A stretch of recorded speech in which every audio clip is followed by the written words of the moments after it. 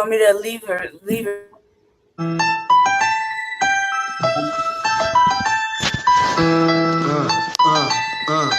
The Democrats don't speak for me. Speak for me. Speak for me. Republicans can't speak for me. Speak for me. Speak for me. A bitch ass nigga can't speak for me. Speak for me. Speak for me. You coon ass niggas can't speak for me. Speak for me. Speak for me. Listen here, this is a fact of life. I be rapping like Nat Turner came back to life. Grab Donald Trump by the pussy, he ain't acting right. I never run from a conflict, I be glad to fight. It's a very cold world that we live in. Somebody please tell Elizabeth you're not an Indian. You just trying to con them people to get the benefit. Just another immigrant, stealing from the Indians. That's some punk ass shit and that's too lame. Now we finna step over to Andrew Yang. And you a sucker, you could never speak for black folks. Fake ass pandemic, trying to get the black vote. The Democrats don't speak for me. Speak for me. Speak for me. Republicans can't speak for me. Speak for me. Speak for me. A bitch ass nigga can't speak for me. Speak for me. Speak for me. You coon ass niggas can't speak for me. Speak for me. Speak for me. You know your boy be high off sativa. Kamala wasn't popping, so we said bye, Felicia. She ain't had a right policy. We ain't trying to meet her. Y'all can take Biden too. Bye. We don't need him. We don't need Roland Martin or that coon Al Sharpton. Didn't need Cory Booker from the start, man. I don't fuck with police and no snitch. You know I'm coming with the heat when I spit it. The Democrats don't speak for me. Speak for me. Speak for me. Republicans can't speak for me. Speak for me. Speak for me. A bitch ass nigga can't speak for me. Speak for me. Speak for me. You coon ass niggas can't speak for me. Speak for me. Speak for me. If you ever go to court and this is your luck, try not to get fucked by Benjamin Crump. I know it's hard. You and go is hard. But who the fuck is Amy Cloak? Put her picture up on the bullseye and start throwing darts. People cut our organs out our bodies, that's a stolen heart. They can't save us from the flood like Noah's Ark. Black lives always matter, we finna go for ours. So then we savages, we don't need to pot the piss. Mike Bloomberg is suck dick with that stop and frisk. You ain't speaking for us, we don't know you. Bernie Sanders, they get your funky ass on too. The Democrats don't speak for me. Speak for me. Speak for me. Republicans can't speak for me. Speak for me.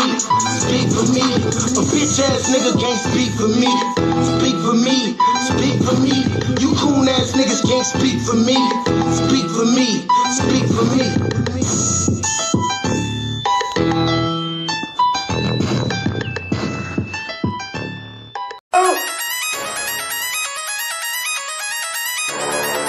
I'm talking about Shouty going crazy. People going crazy in them motherfuckers. Run that shit back, man. But it means nothing. Nothing. Without a woman on the day.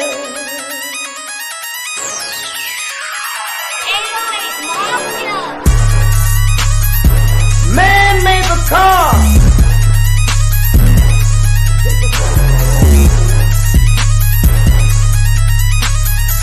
Man made the train to carry the heavy load. Man made the electrolyte to take us out of the dark. Man made the boat for the water like the 7-millimeter.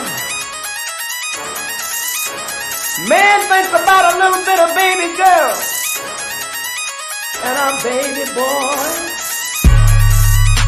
And man makes them happy because man makes them joy. But after man make everything we can, do you know that man makes money?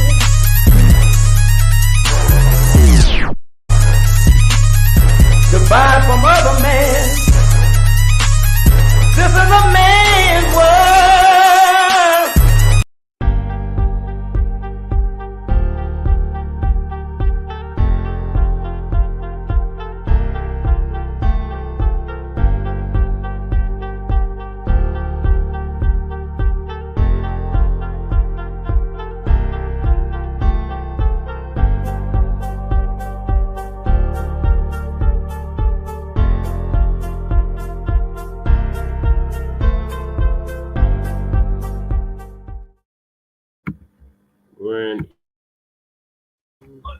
Grand evening, grand evening. Thank y'all for tuning in to another episode of the Front Line Blacc News.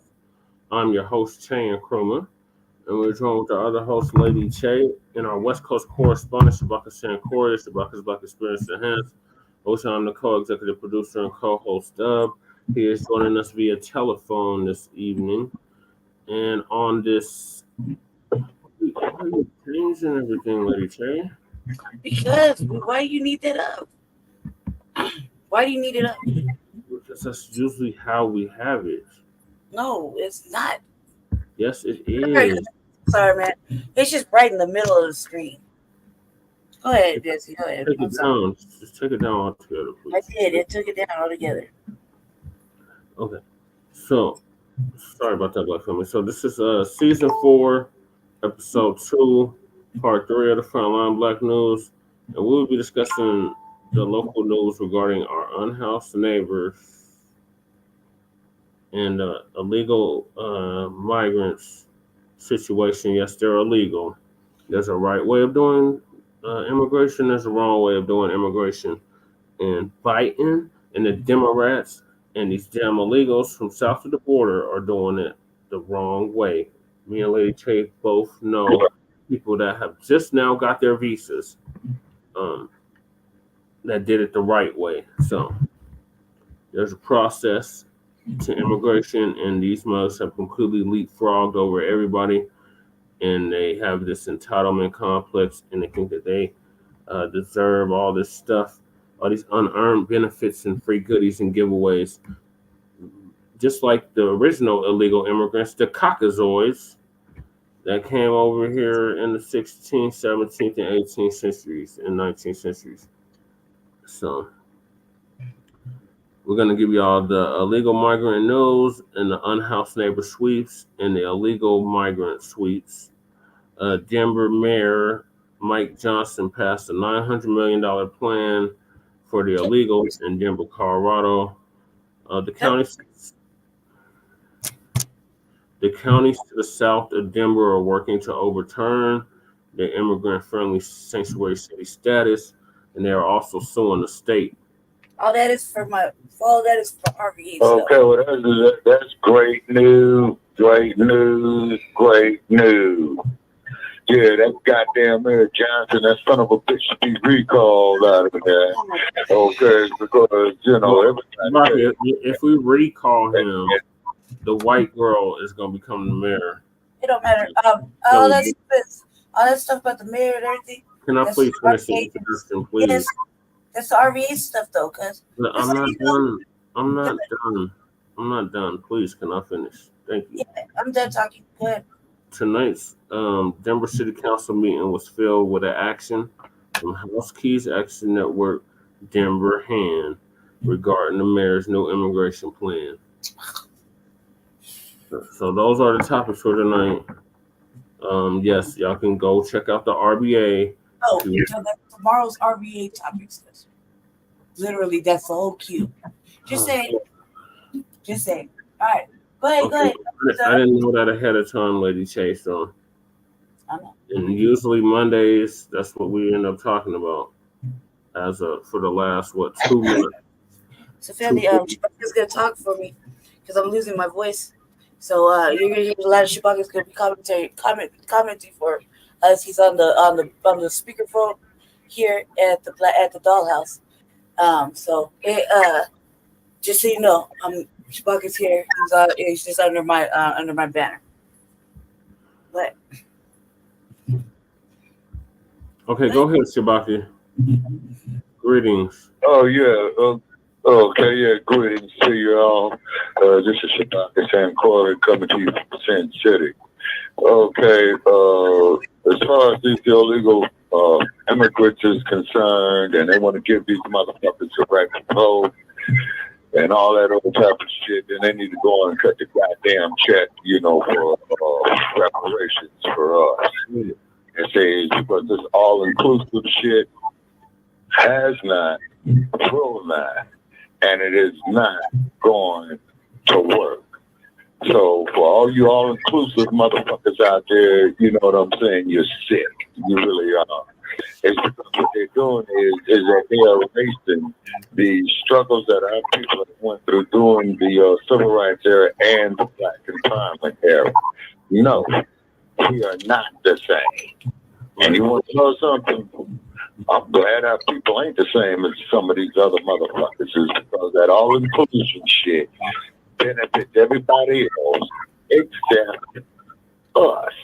This all-inclusiveness shit benefits every other group except us. Now, you have those that talk about the prison industrial complex.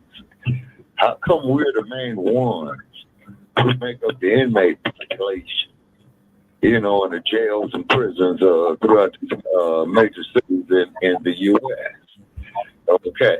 And then when you listen to these sorry-ass, no-good-ass, double-speaking politicians, you know what I'm saying, who don't believe in 95% of the shit that they say in their goddamn selves, it's a waste of time to go out voting. I hate to say it. You know what I mean? But Jesse Parrish runs for president, I'll vote for him. You see what I mean? But other than that, man, on the rest of this bullshit, I'm on the goddamn couch, man. You know what I'm saying? I'm on the goddamn couch. And then the dumb, as in human shit. So hopefully this egotistical motherfucker will go to court because he's supposed to be testifying in court. And I'd like to see the dumb bastard put his foot in his mouth. Now that will make my day. You know what I mean? And then all you Trumpsters, you goddamn right-wing ass dumb supporters and all that shit, you all go suck a dog's dick. Yeah. Okay, Sebastian. But then again, that would be animal cruelty. That would be animal abuse. You know what I'm saying? Yeah, I know. Going up here, just vote for this sick ass, trick, crazy motherfucker, man. You know what I'm saying? And then all this shit, man, about that you should be more worried about the other goddamn groups and all that old type of shit. And our own children is out there dying of malnutrition. Young people going to jail on trumped up charges and all this. And we're supposed to be sitting up here worrying about you motherfuckers. We ain't that kind of a fool no more, Black family. And I'm just being real about it. You know what I'm saying? We ain't that kind of a fool. You're going to sit up here and you want to love everybody other than yourself. You see what I mean? That just don't make any sense. And I understand that we are only 150 years out of slavery, which is very, very young for a nation. But let us not go 150 years deeper into slavery. You see what I mean? Right. We ain't even been out of slavery longer than we were in it, Shabaka, but I got to get it started because it's already late. So, like I said, update on the situation with the migrants and the mayor. The mayor just passed or announces a new budget of $90 million for the illegal immigrants.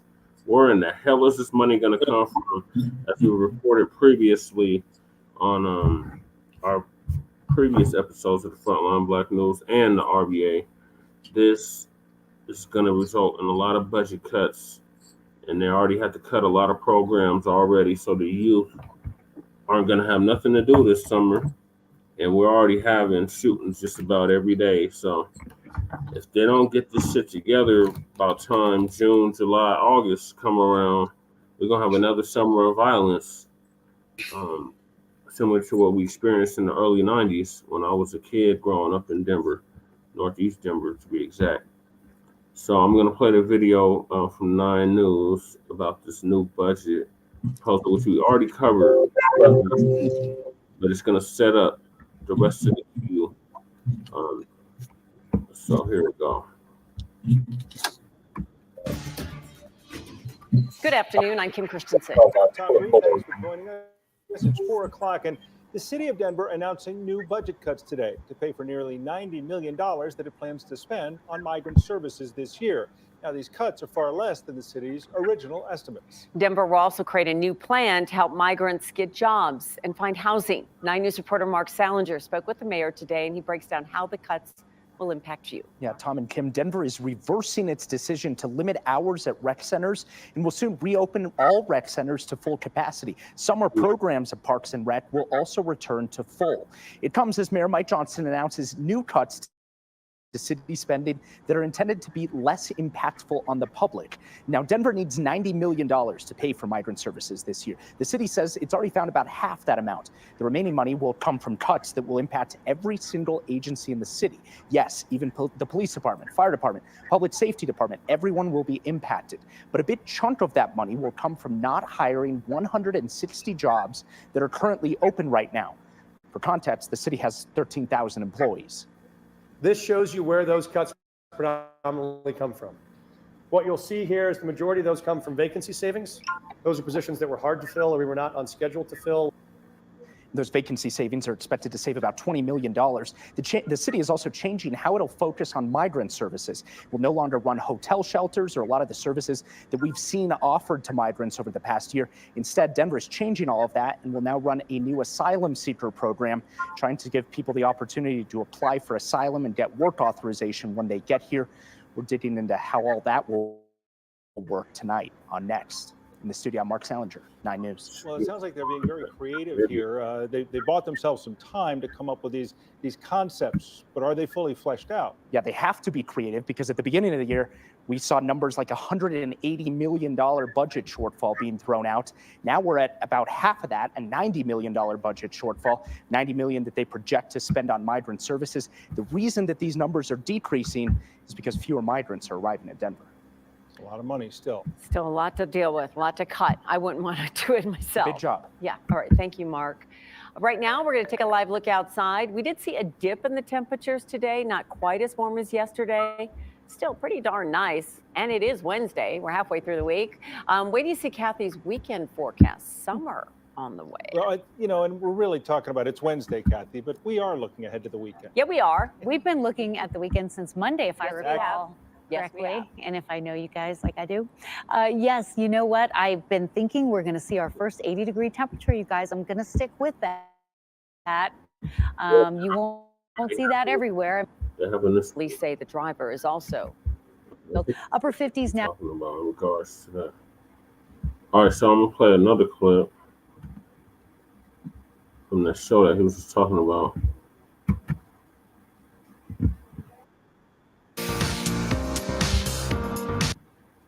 No.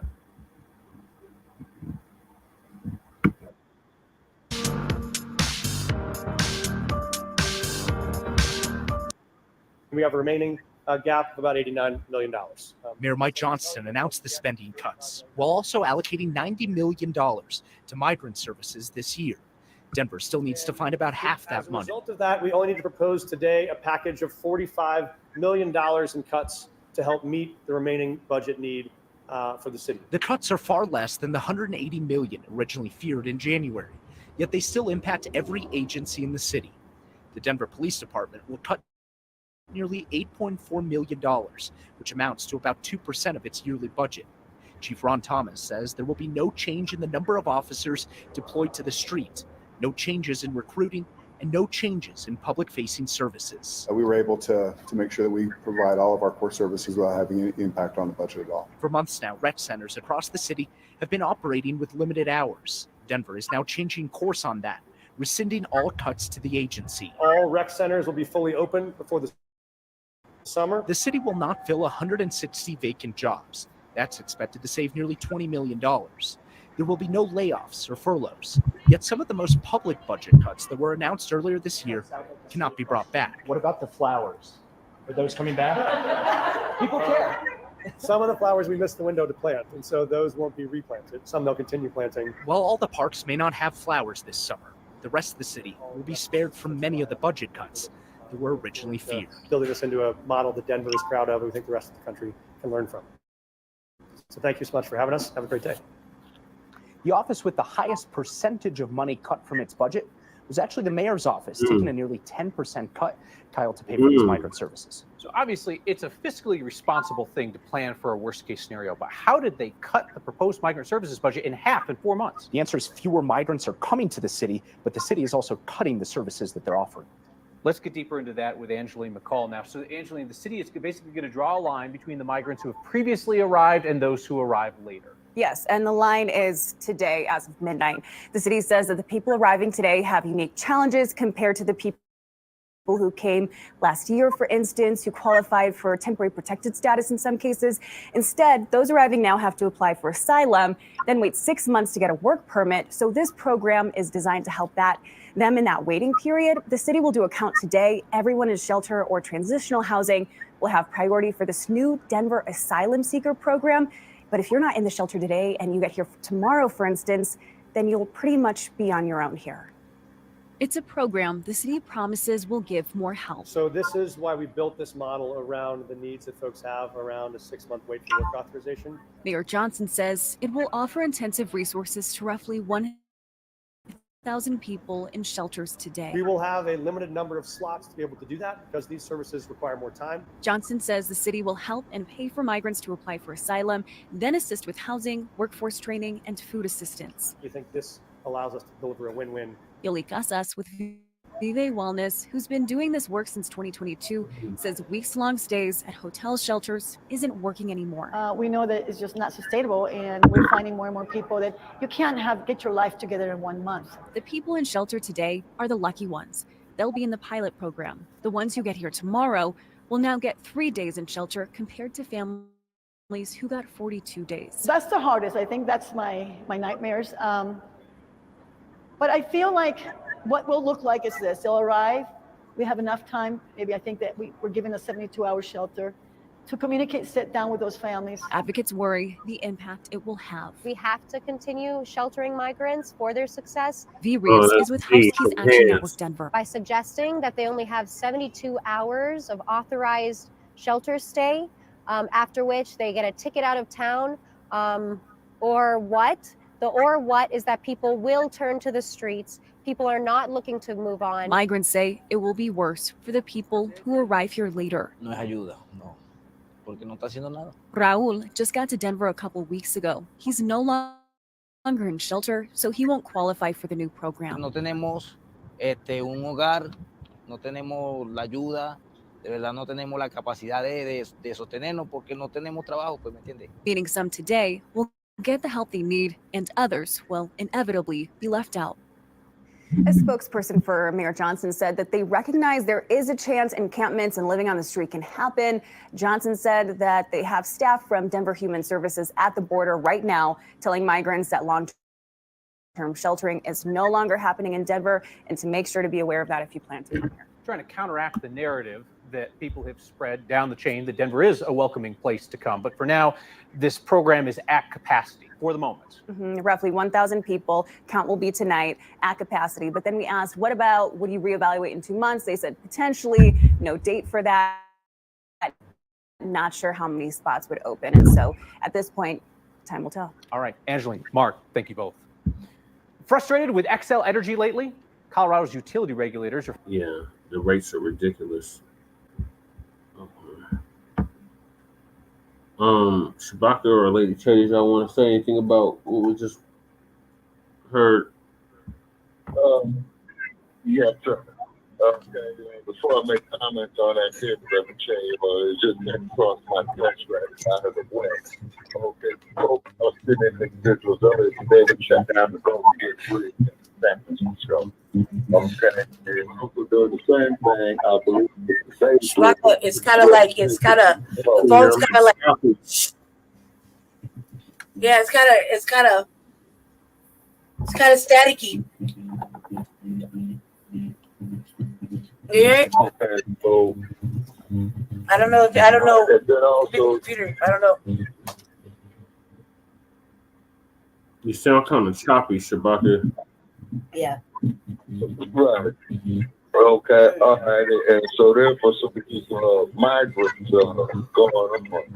Okay. Like they start reporting, motherfuckers, cut the goddamn check was for $750 trillion in tackles. It's 800 trillion now. Oh, 800 trillion. Yes, sir. I stand corrected, you know. So the problem is fuck your mind. You know what I mean? Because they take it on resources for us that should be going to our reparations. And then you get like stupid ass brain dead Larry Elder motherfuckers and Leo Ferrells and like that. Come back out, we got to shit. So they do is, you know, I hate to say it, because they want to pissing on black people behind these migrants, telling us this rain, and we supposed to sit up here and support this bullshit. And then you got these goddamn sorry black and politicians who are not fucking on the string support this shit. And in the meantime, in the black community, our babies is dying. We killing each other over bullshit. And these black motherfuckers are sitting up there with their thumbs stuck up their ass. Stuck a goddamn black politician. The only politician that's worth voting for is Jesse Payne for the Colorado State Assembly. That's right, Shabaka. Lady Tay, did you have anything to say about this? No. Okay. So I got several more clips to play. All right. We're going to go back on mute. Okay. It's just staticky. But we're listening.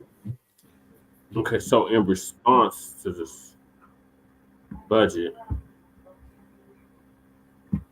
our favorite person in the whole wide world, Lady Shay, our cop Mala Harris, is coming against the mayor.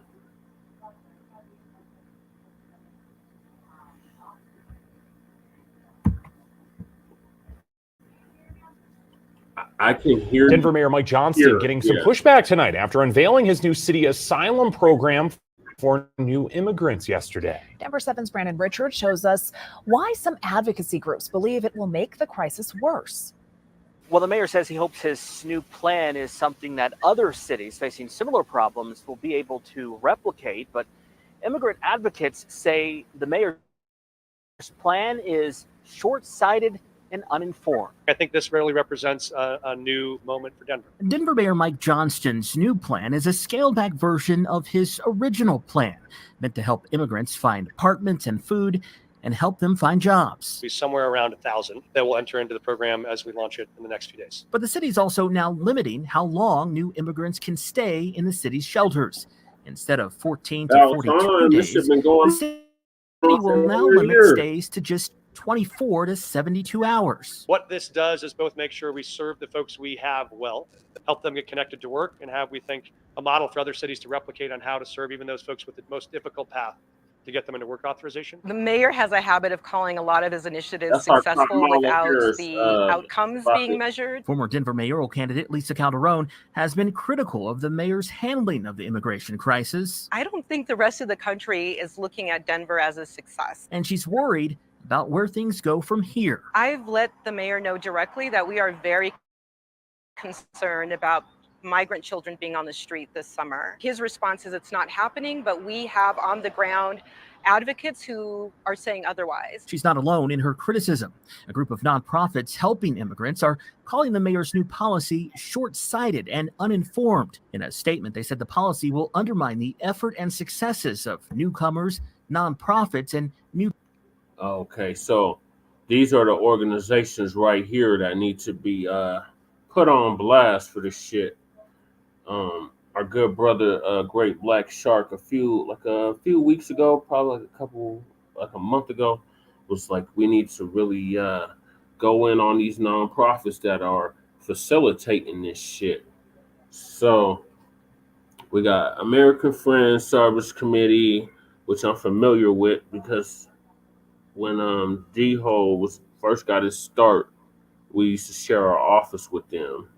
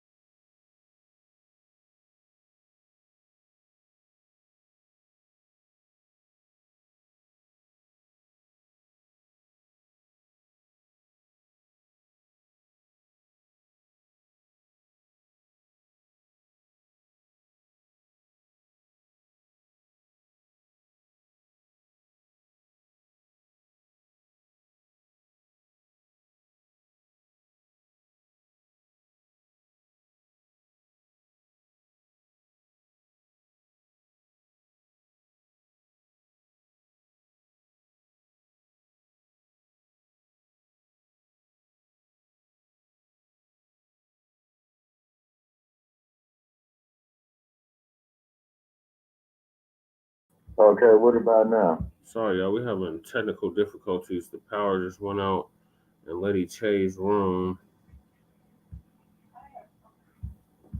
I don't even know what to do now. We got Okay, am I still making that noise? No, it's gone now. Okay. Yeah, I don't know what the fuck is with this damn phone, man. This is like the fourth set of headphones I got for this damn thing, man. It still keeps giving that feedback. Yeah, so they can hear you now, Shabaki. We're back on. Oh, okay. Okay, well, I just wanted to point out that I just saw here on mainstream media, you know, is that they 50 jurors, man, they shit canned in the Dome's trial. Okay, because they're trying to impanel talk the about jury. that tomorrow on the show, Shabaki. On Shabaki's like first enhanced, because I got to finish up with this migrant situation, and then we got to close the show out because I don't. They want to stay on Lady consistent. Che. Yeah.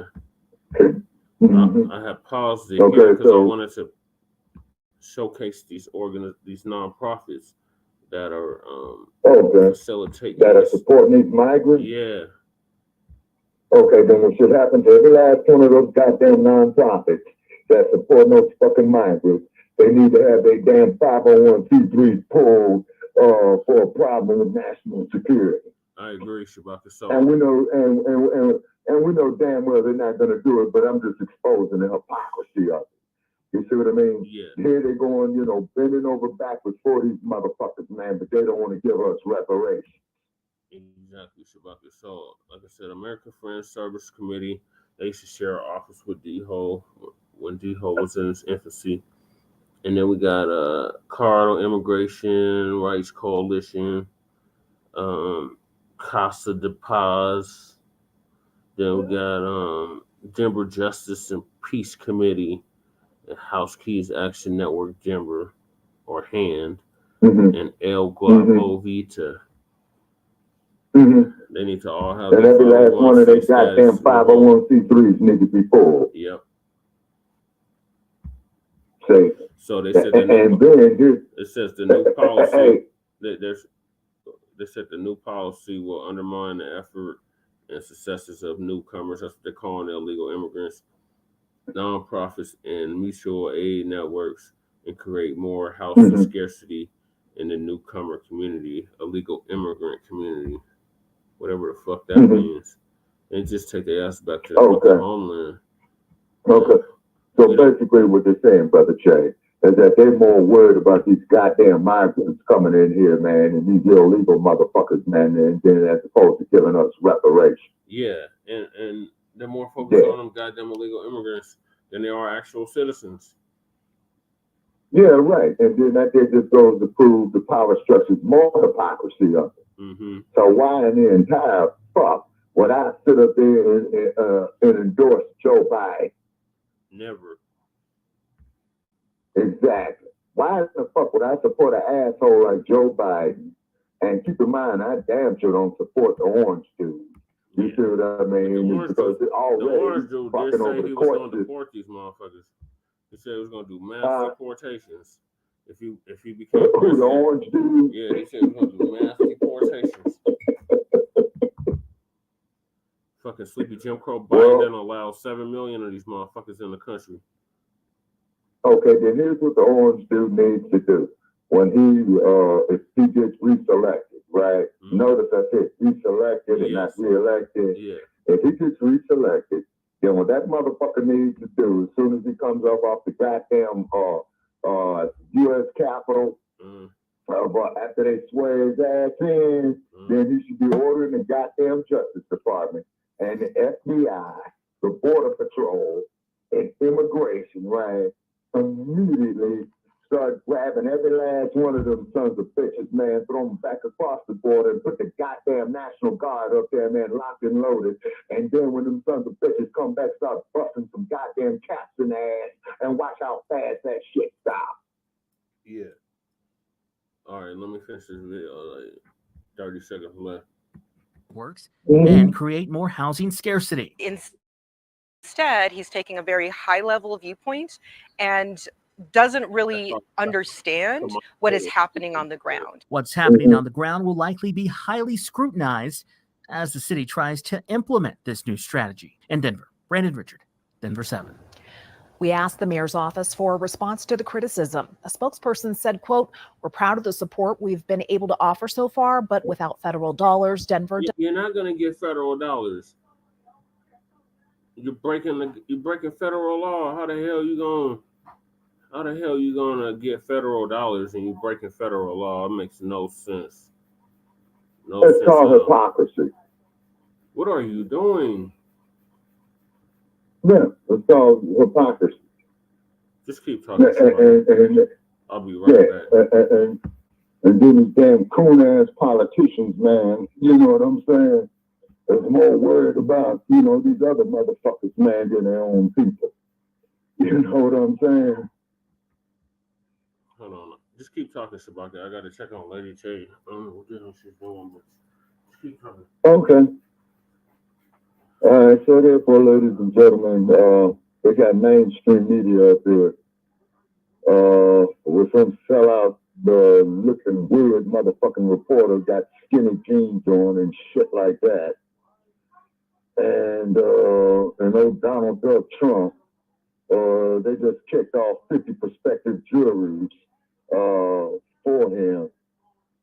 So what they're going to do, they're going to have a hell of a long time to impanel that jury against Trump, and he's supposed to testify. So once the fuck again, you see what I'm saying?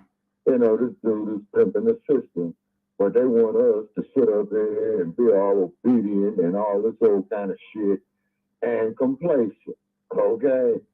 And then they got all these goddamn laws out here that are so ambiguous that they cannot be understood by the common person. And supposedly that any law or statute that it is so ambiguous that it cannot be understood by the common person is not a statute. And meanwhile, they got this CNN correspondent up here wearing this gay ass shit. You should see this motherfucker. Now, what is this dude's name? Okay, and CNN is bringing it up out of New York. Okay, so therefore, ladies and gentlemen, we're ad-libbing a little bit is because we're having technical difficulties there in the Denver office. This is Shabaka saying court for Front Line Blacc News coming to you from Las Vegas, Nevada tonight. Okay, so what it is, people, basically go out here and make you some damn money to provide for yourself, because I'm not wasting my time on no goddamn 2024 election. I'm tired of looking at this stupid ass shit, and it's turning into a goddamn Saturday morning cartoon show. I'd much rather look at Wile E. Coyote, super genius, and don't none of his goddamn inventions work. And this is all what this bullshit is. And then you get these cool-ass, black-ass politicians who constantly sell us down the goddamn toilet. You know what I'm saying? I mean, black people, what happened to us? Okay, they got our men folk going out here shoving ketchup up their asses, talking about their menstruation. But, however, there was a long-term agenda, ladies and gentlemen, that did come into effect, the feminization of the black male. You see, they got all the, not all black men. I know there's some strong brothers out there, but predominantly they're pushing this agenda to feminize young black men. And as somebody had wrote in the 1990s about the plot to destroy black boys, and they did it. You see, so now black families, measures have to be drawn up, and things of that nature right there. The type of innovation that's got to come up into fruition, how the counter man is. And I think if we do the proper research, if we do the proper cohesiveness amongst ourselves within the black community, I think we could turn that trend around real fast. And what I mean by real fast, I'm talking about within the next 5 years. It's because our young black men need it. Don't you get it, black family? They're out to kill us. They're out to destroy us. They're out to kill us mentally. They're out to kill us spiritually. And they're out to kill us physically. Okay, so we're going to wait back until Brother Harris comes back on.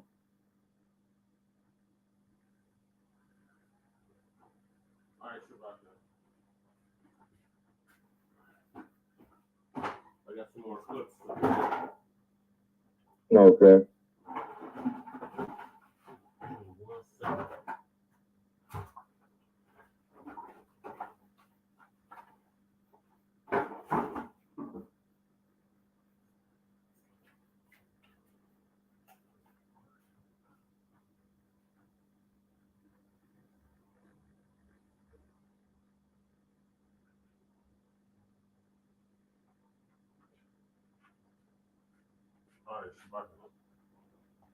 Yeah. Okay, so I believe you spoke your piece on this. Yeah, we need to go after all these months. And then now she want to go against the mayor. I didn't mean to get off topic, but I was that just advocated for the same shit. She's one of the motherfuckers that endorsed him and all that shit. So I don't want to hear that bullshit about he didn't do this and blah blah blah. This is what the fuck y'all voted for. Don't get voter remorse now. Yeah, exactly. You know what I'm saying? And all you dumb supporters, as in human shit, you know, went up there and voted for this orange-haired, cracker-face looking motherfucker. You know what I'm saying? No, that wasn't the dumb supporters. This was the Democrats. The Democrats voted for this shit. Yeah. Yeah, the Democrats voted for Biden Biden. So, you know, Biden shits on himself. He's an old senile-looking motherfucker. And then his press secretary, she was out there twerking, shaking her ass somewhere, I think on Facebook or Stinky Bird or which. You know what I mean? Mm-hmm. And so what it is, black community, we just have to stay focused on ourselves, okay? It's because when we do a future episode of Shabaka's Black Experience in Hand, we're going to be addressing these issues. So, you know, we got our research department working on it, you know, drawing up those stories right there. Because what it is, people, is that you got to understand the black community. We're people too. We're the original man. We gave the world the sciences and all that. Mm-hmm. You know, read you some books. Get up off this goddamn idiot box. Does not have the resources or capacity to maintain this outsized share of the load. Intelligence and shit. So, Angela, the city is basically going to draw. All right, so the next video I'm going to play is changes to Denver's migrant sheltering strategy mean newer arrivals can't stay. Okay. As long. So it took them over a year to stop this madness because it started under Hancock, and then Johnston inherited this bullshit, and he allowed 40,000 of these motherfuckers to come in since he been in office. 40,000. Yeah. 40,000. 40,000. 40,000. Line between the migrants who have previously arrived and those who arrived. This is some type of And the line is today as of midnight. The city says that the people arriving today have challenges compared to the people who came last year, for instance, who qualified for temporary protected status in some cases. Instead, those arriving now have to apply for asylum, then wait 6 months to get a work permit. So this program is designed to help them in that waiting period. The city will do a count today. Everyone in shelter or transitional housing will have priority for this new Denver asylum seeker program. But if you're not in shelter today and you're here for tomorrow, for instance, then you'll pretty much be on your own here. It's a program the city promises will give more help. So this is where we built this model around the needs that folks have around a 6-month wait for work authorization. Mayor Johnston says That's the they way will that offer intensive they want them resources to to go roughly under 1,000 asylum so they people can in get these shelters work today. We permits. will have a limited number of slots to be able to do that And then on because these top of that, services then they're require more gonna time. then they're gonna Johnston turn says the the city will economy help like a and black pay for community migrants to even apply for more. asylum, Yep. then assist with But housing, all but this you workforce hurt take the training, that. black and food community. assistance. You think But this these fucking allows us to coon go for a ass win-win? motherfucking Yoli so-called Casas with black Vive leaders ain't Wellness, saying who's been nothing doing about this it. work since 2022, Right, says right. weeks-long You know, stays fuck at it. hotel Frontline shelters Black news to isn't tell working them anymore. about it. We know Right. that You it's know just what not I'm That's why we saying? sustainable, hear The this and we're South crap. finding Black more and more people Expansion that has you to can't tell have them get your about it. life together in The 1 new month. Black The media people will in tell shelter them about today it. are the The lucky ones. Outlaws will They'll be in tell the them pilot about it. program. Right. The ones who Black get here Access tomorrow Radio will will now tell get these 3 days Yeah, in motherfuckers shelter about Liberated compared to themselves. Monday. families who got Media. 42 days. That's the hardest. I think that's my Yeah, nightmares. because But I and feel like I like said, what will man, look like is the this. more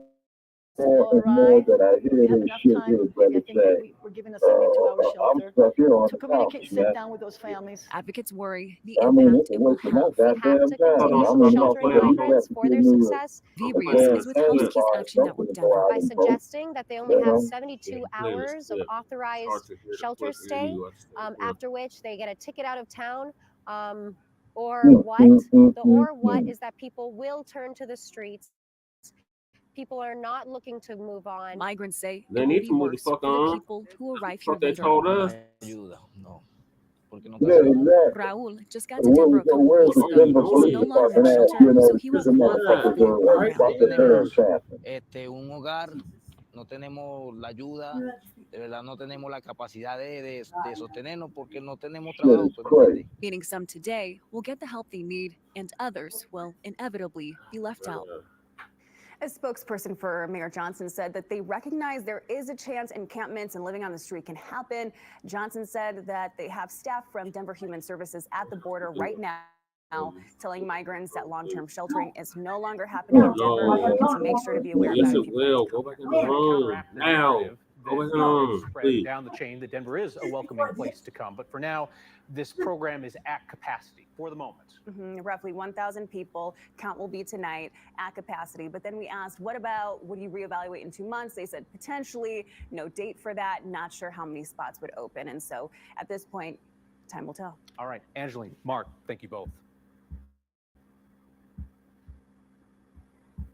We do have a lot to get to. We start right. All right, so what are your quick thoughts on that clip I just played, Shabaka? Right. Go ahead. I mean, man, yes, sir. Okay, what is happening in this black family?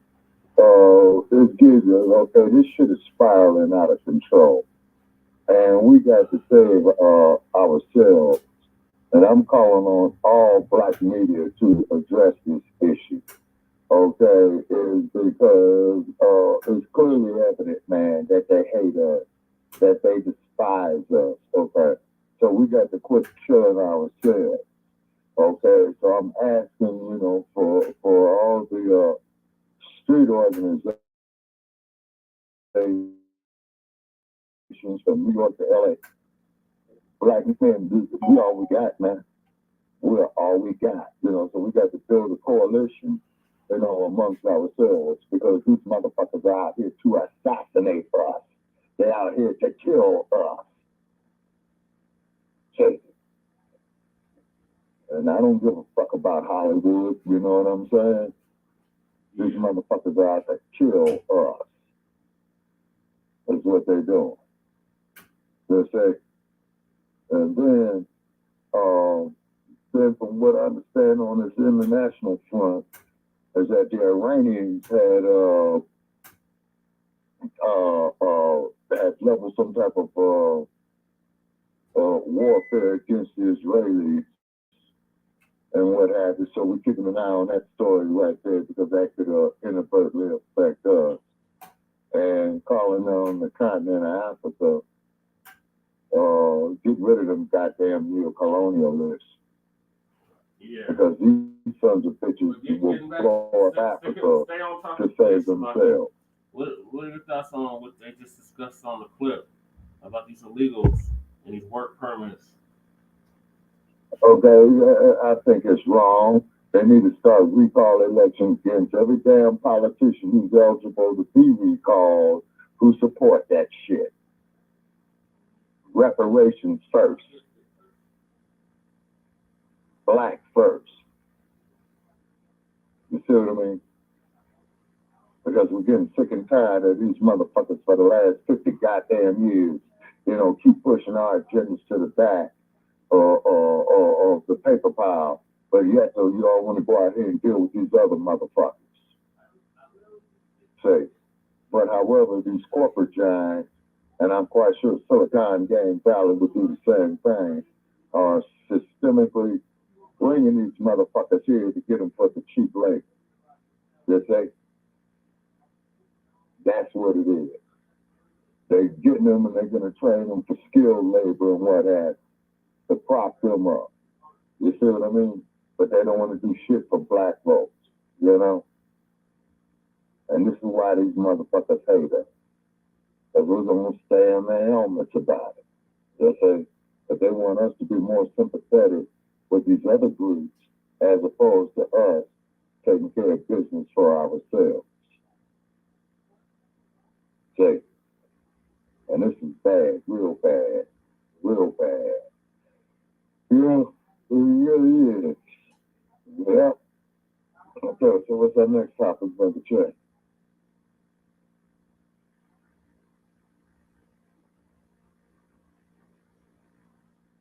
Brother Che.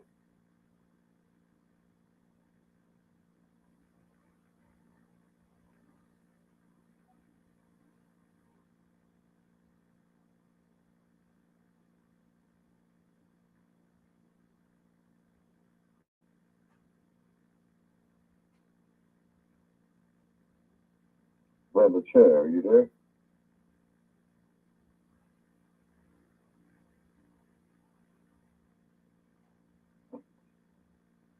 I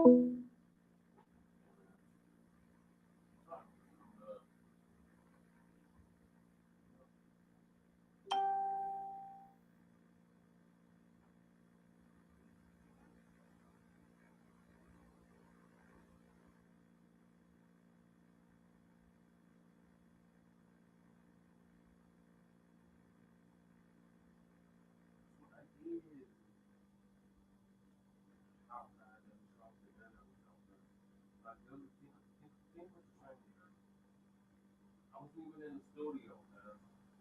They kicked me out the studio. Randy, I don't want to listen to what you're saying. I'm trying to do a fucking show. Let me get the fucking show done. And then we can talk for as many hours as you want to talk. It's back on now.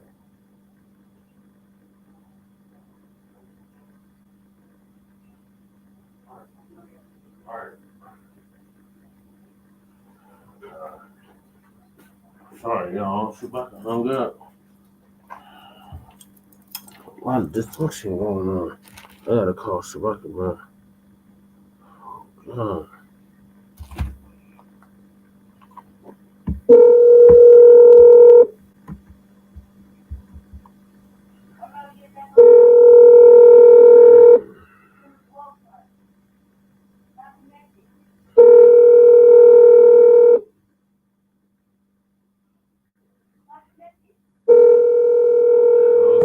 Connected. Hello? Chewbacca, you had hung up. Or you got disconnected or something. Yeah, because I didn't know, man, she was still on the air, man, because they kept saying hello, hello. No, it's still on the air. I was just, me and Lady Tay were talking back. Okay.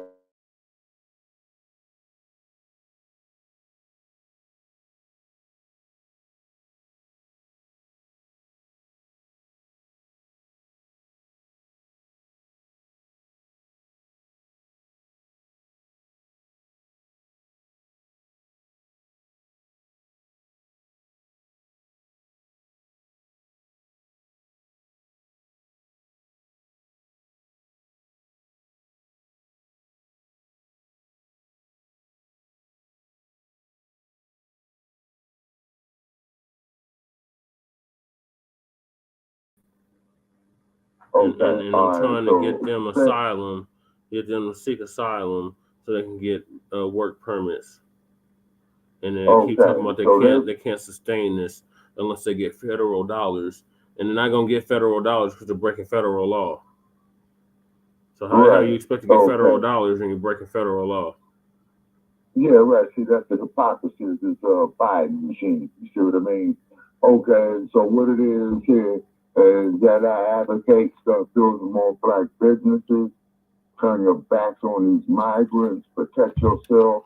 And what it is, black family, we need to go off into a defensive mode because you don't know who these motherfuckers are, what they're capable of doing, and don't greet these motherfuckers with no open arms. Right. You see what I'm saying?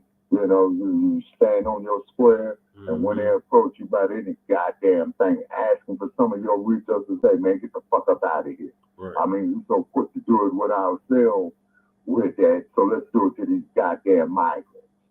Right. You see So what I mean? not everybody in the state of Colorado is in support of this shit. So everybody is not a supporter of that shit in Colorado. Or they are in support of it. I'm on the hot spot. Okay. Yeah, so be careful, man, because, you know, all the devices will pull from it. You know what I'm saying? Yeah, it's saying there's 4 devices connected to it right now. So I'm going to play this next clip, Shabaka, and it's about Douglas County, which is directly to the south of Denver. They're filing a lawsuit challenging Carl's immigration laws in regards to the sanctuary city statuses. Okay. All right. Well, thousands of newcomers are arriving in Colorado every month, the majority looking to the city of Denver for help. But now 2 large Colorado counties are taking their own stance on the immigration issue. In Douglas County, a lawsuit was filed this morning challenging Colorado's immigration laws to limit interaction with ICE. El Paso County is now joining in. Your reporter Karen Morfitt joins us now tonight to talk more on this. And Karen, you have more on their concerns. Yeah, more on their concerns. We also reached out to the governor for a response because this lawsuit is against the state of Colorado for laws that were passed in 2019 and last year in 2023. A spokesperson says they do not comment on pending litigation. Douglas County officials say these laws violate Colorado's constitution. Douglas County officials gathered in numbers, commissioners, law enforcement, and others, all in support of taking legal action against state immigration laws. And we see it as the duty of the county to push back against these state laws that prohibit us from working with federal authorities to keep Douglas County and our communities safe. They're now suing the state, challenging 2 laws, one that prevents a law enforcement officer from detaining an individual solely on the immigration status and prohibits them from sharing personal information with federal immigration authorities. The other prevents local law enforcement from allowing ICE to use their jails. Issues they argue should be handled on the local level. The FBI, the Secret Service, alcohol, tobacco enforcement, the Drug Enforcement Administration. We cooperate with our federal partners, and things like this tell us we can't even cooperate with ICE, who is a federal law enforcement agency. That is absolutely ridiculous. The catalyst for the lawsuit, an increase in migrants arriving in Denver that have led to a strain on Denver's financial resources. Douglas County officials say they can't track how many newcomers are in their area, but have seen dozens of new students in their schools and want to avoid cuts to services for their residents. In Douglas County, we are not going to be cutting services to our residents, telling kids that they can't come to our rec centers, and failing to do the things that our citizens expect us to do on a regular basis to serve those that are coming here through improper channels. El Paso County, again, has already signed on to the lawsuit as well. Douglas County, though, believes that more counties will get on board as soon as this case starts moving forward. And we know if that is the case, you will stay on top of that for us. Karen. Thank you.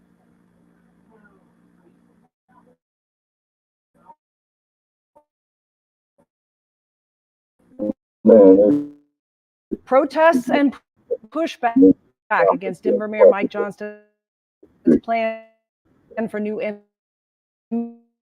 immigrants. He arrived 14 to 42 days, depending on whether they had children. Under his new plan, they'll only be allowed to stay for 24 to 72 hours.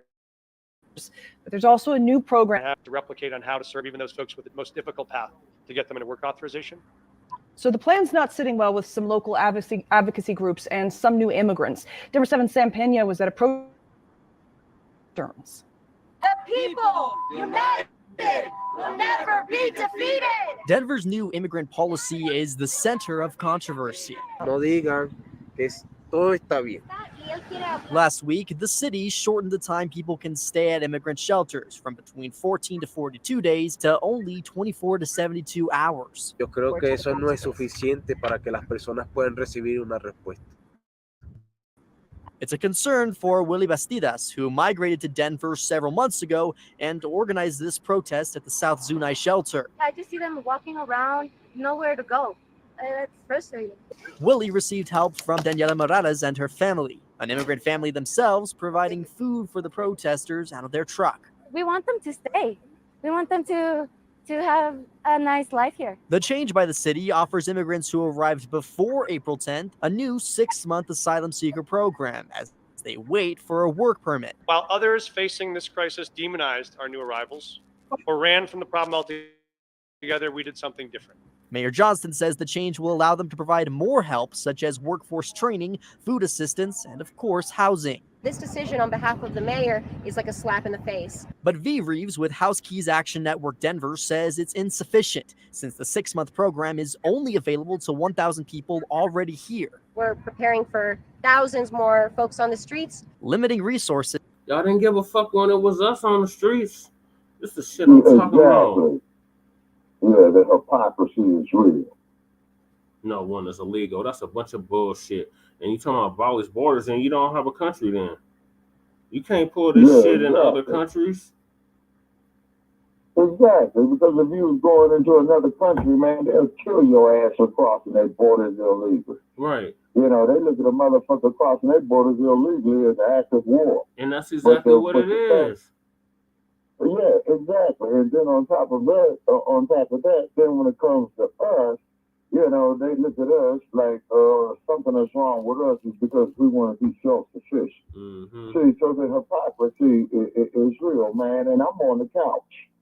And I'm on the goddamn couch, man. I can't do it, man. These motherfuckers holding up a sign that says no one is illegal, and they got the legal immigrant family running.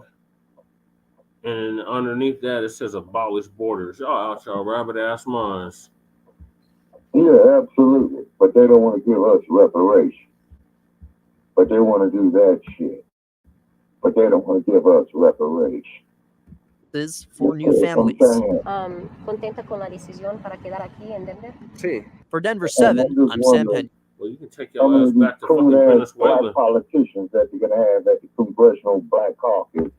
Now, the city of Denver tells us in a statement today, Denver has never turned anyone away and never will. They say we must transition to a Start turning motherfuckers away.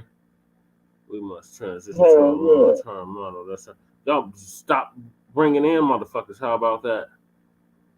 term model that serves those currently in our care in a much more substantial way than what has previously been offered. These motherfuckers is beyond. Should be on. After Denver Mayor Mike Johnston and so to my intelligence. So the next clip absolutely, brother Chuck. Is Denver sanctuary city status sustainable? Hell to the no. Yeah. Introduce a $90 million budget for migrant services. Some advocates say that they're worried the city's new plans could actually make the crisis worse. Michaels is taking a closer look at those concerns this week on Colorado Point of View. The plan is to close migrant shelters and give about 1,000 people who are currently living in them direct rental and food assistance for 6 months. Mayor Johnston says 6 months is how long it takes for them to get legal work authorization. But some Denverites are questioning the amount of money being spent for services for migrants. Part of what's happening is out of the mayor's control. Denver became a sanctuary city back in 2017 when then Mayor Michael Hancock signed a law saying the city would not comply with federal immigration enforcement, and he directed local. That was their response to the dump as inhuman shit. And we want to make that perfectly clear. Make that perfectly clear. Absolutely. You know, so what it is, Black family, with this migrant situation. I'm not done. I'm not done with the clips about it. I just want to get that part out about that when they're talking about the sanctuary city shit. Denver is technically not on paper a sanctuary city.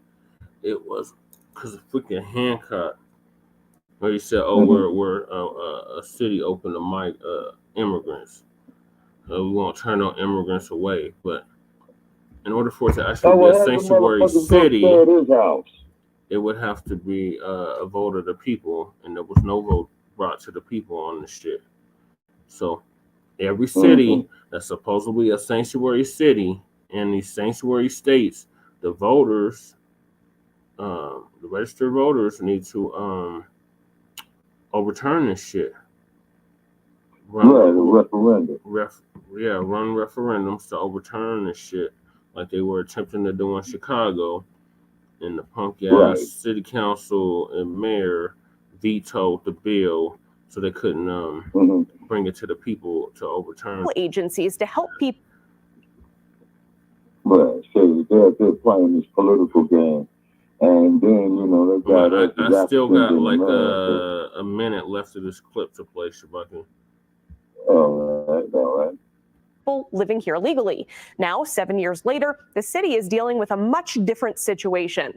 We asked our analysts, is Denver's status as a sanctuary city sustainable? No, I don't think it is, and I think it's clear that it's not. I think policies have consequences, right? And when you have a sanctuary city status and then people start coming in, you have to respond accordingly. And now they're starting to cut down and say we can't do this. But we could have predicted that years ago. We can, but we have to do it in a limited capacity. There is some validation for saying we are out of resources and go elsewhere. We're trying to handle this as humanely as possible. And the reality is we are a sanctuary city. We can make humanely. Oh, now y'all want to handle shit humanely.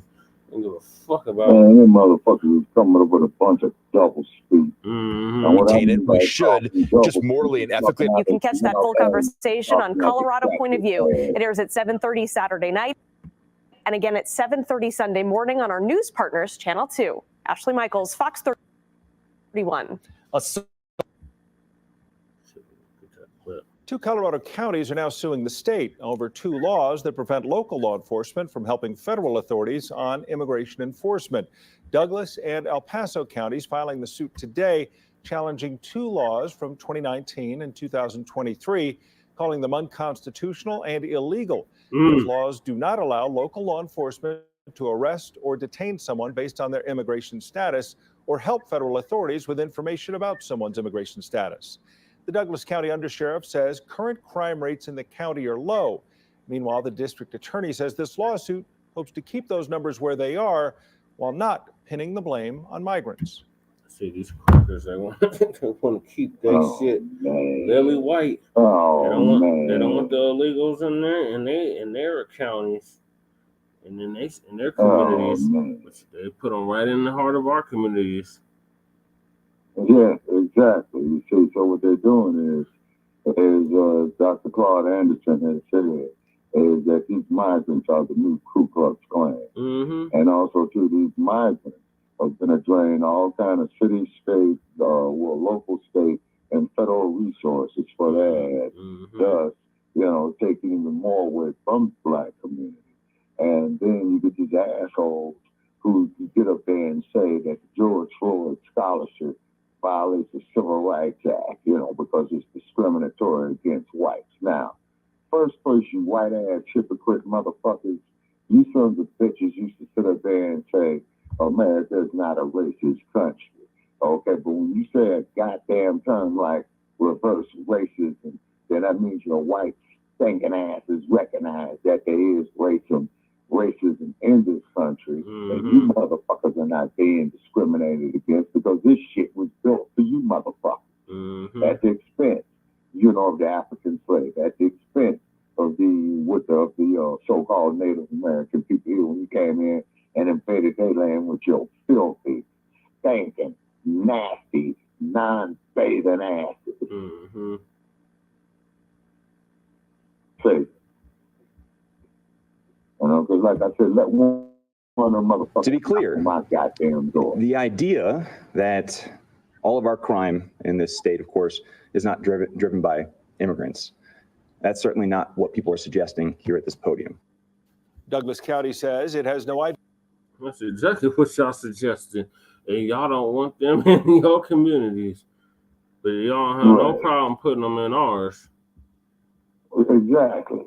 Yeah, how many immigrants are in the area, saying it can't answer that because of the laws that are in place. The county says it also can't specify any data on migrant crime. Begin tonight with a lawsuit leveled against the state of Colorado. Migrant crime. Okay, did you hear what he said, people? Can't base any data on migrant crime, but the motherfucker crossed the border illegally. So that's his first offense right there. Yeah, but they're saying they're not tracking that shit. Yeah, but they're saying they're not. See, this hypocrisy is real. You see what I'm saying? It's real. And the cold part about it is it's so damn real is that when you speak against it, they're going to start executing us who do speak against this bullshit. And I hate to be the bad news, brother Chair. I'll be gone, man, when it gets to that point, man. Your generation is gonna be hit with a mighty, mighty task. Yeah. All right, let me finish this. Let me start this clip. So,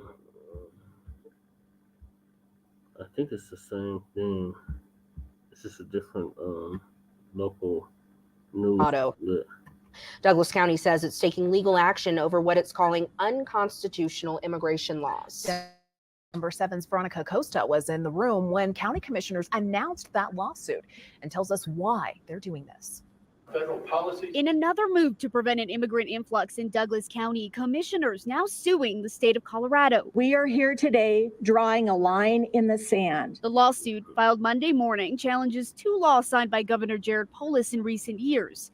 House Bill 191124 prohibits law enforcement from assisting in non-criminal immigration, and it prohibits probation officers from giving ICE information.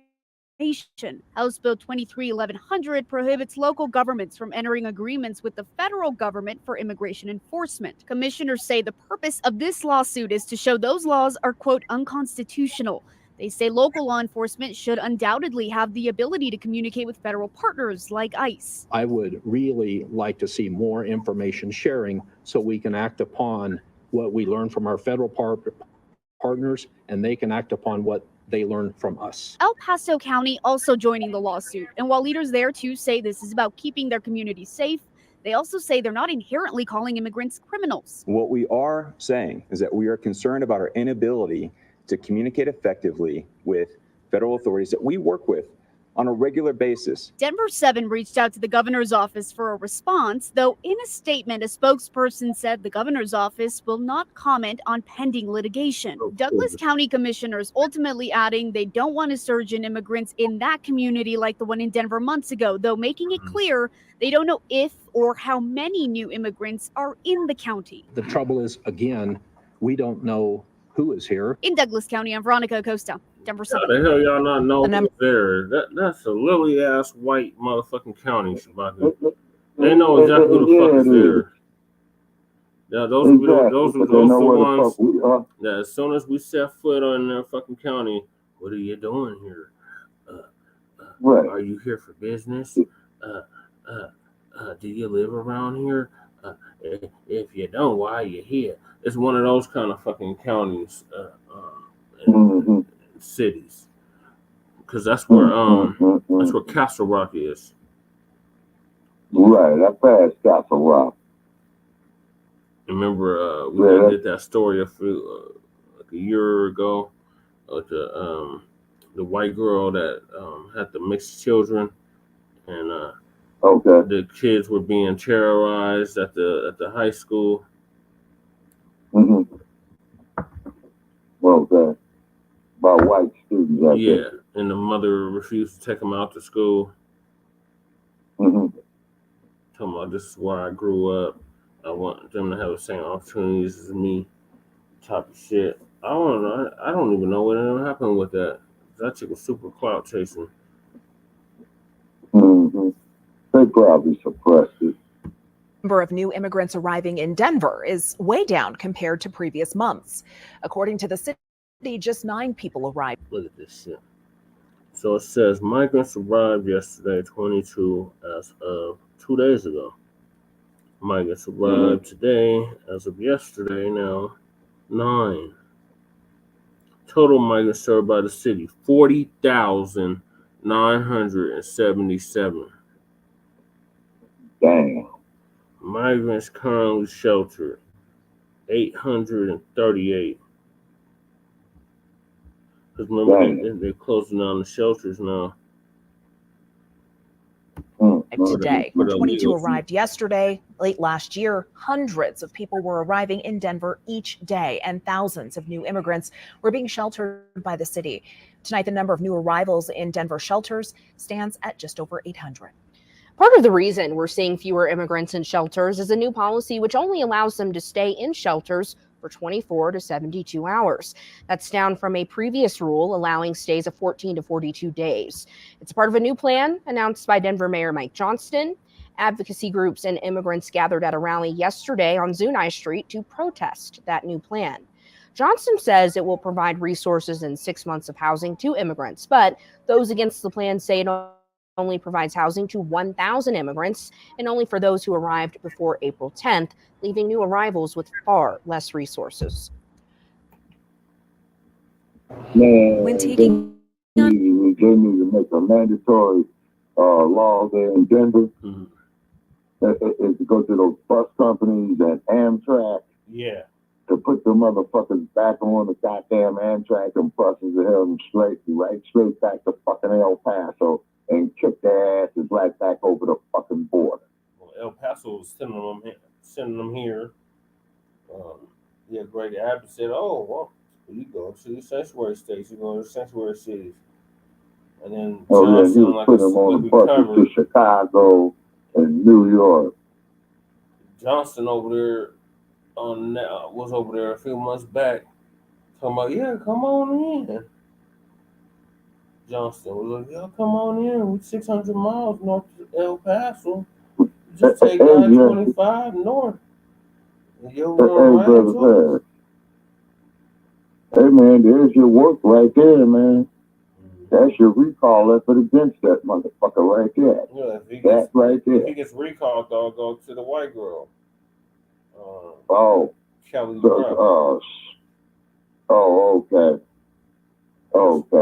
Well, I see that. Okay, so then y'all's laws is different in Colorado than I guess, in the states I've been familiar with.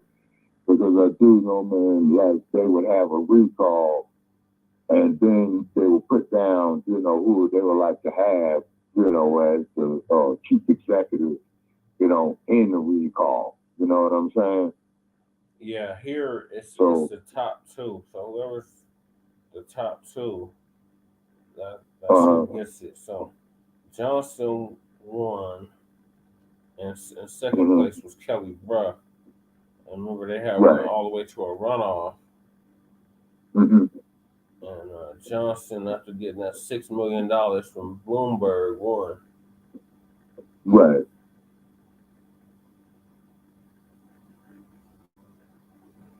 So that's how that went down. So the next video is about the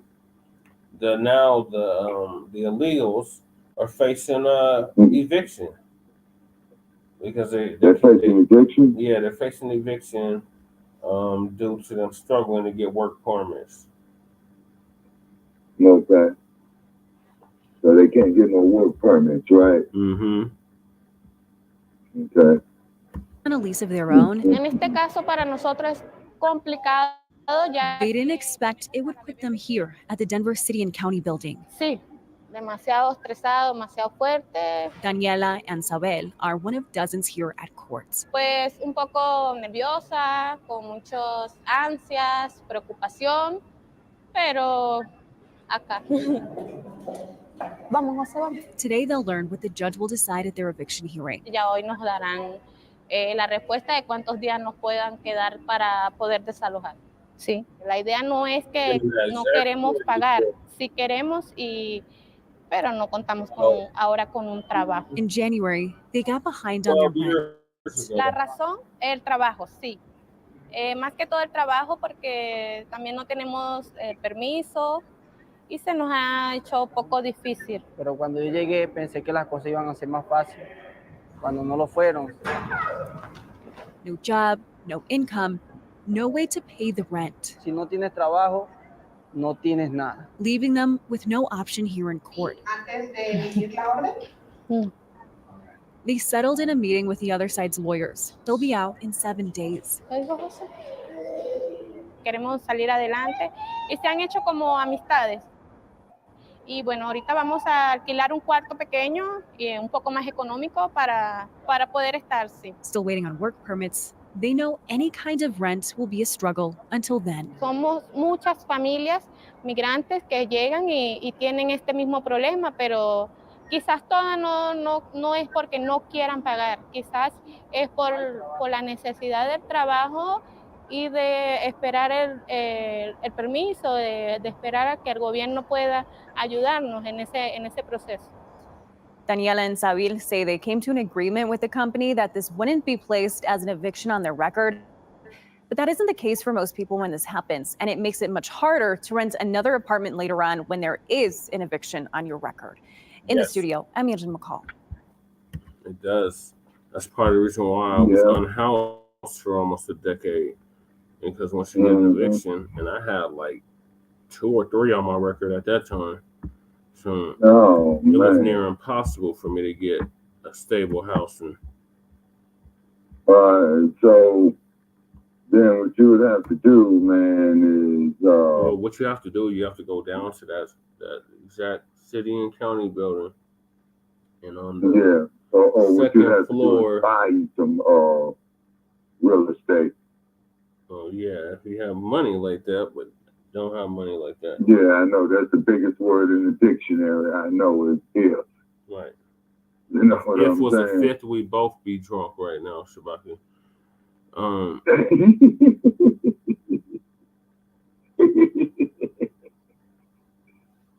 Right. You know what I'm saying? I already played the Carl Clark video. Okay, so moving along, the next clip I'm going to play is Denver's new asylum seeker program may provide rental assistance for the illegals. So I just played the one. Regular assistance for these motherfuckers at the taxpayers' expense, and these cocksuckers don't want to give us reparation. Exactly. Oh, the hypocrisy. Well, tonight, Denver will change how it's handling the flood of migrants coming to Colorado. The city says it will stop sheltering migrants for weeks in hotels.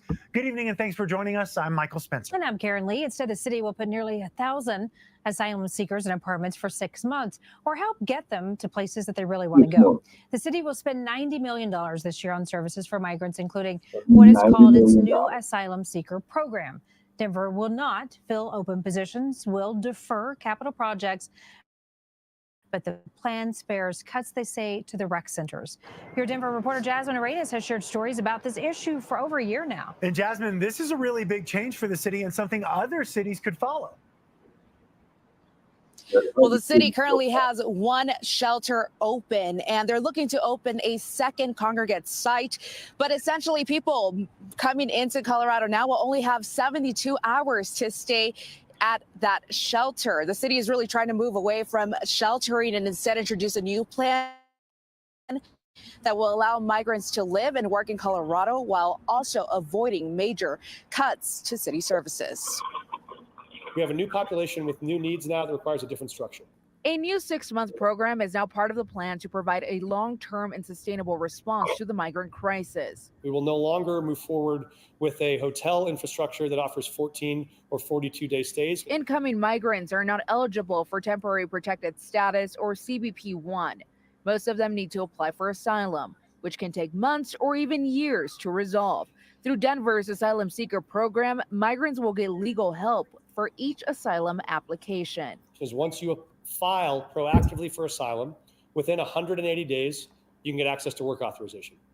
This is our path to help these folks get to legal work. The program will also Their include court job dates are training, like food 6 years assistance from through a now. monthly debit. And then a lot of these motherfuckers, they don't even show up to court.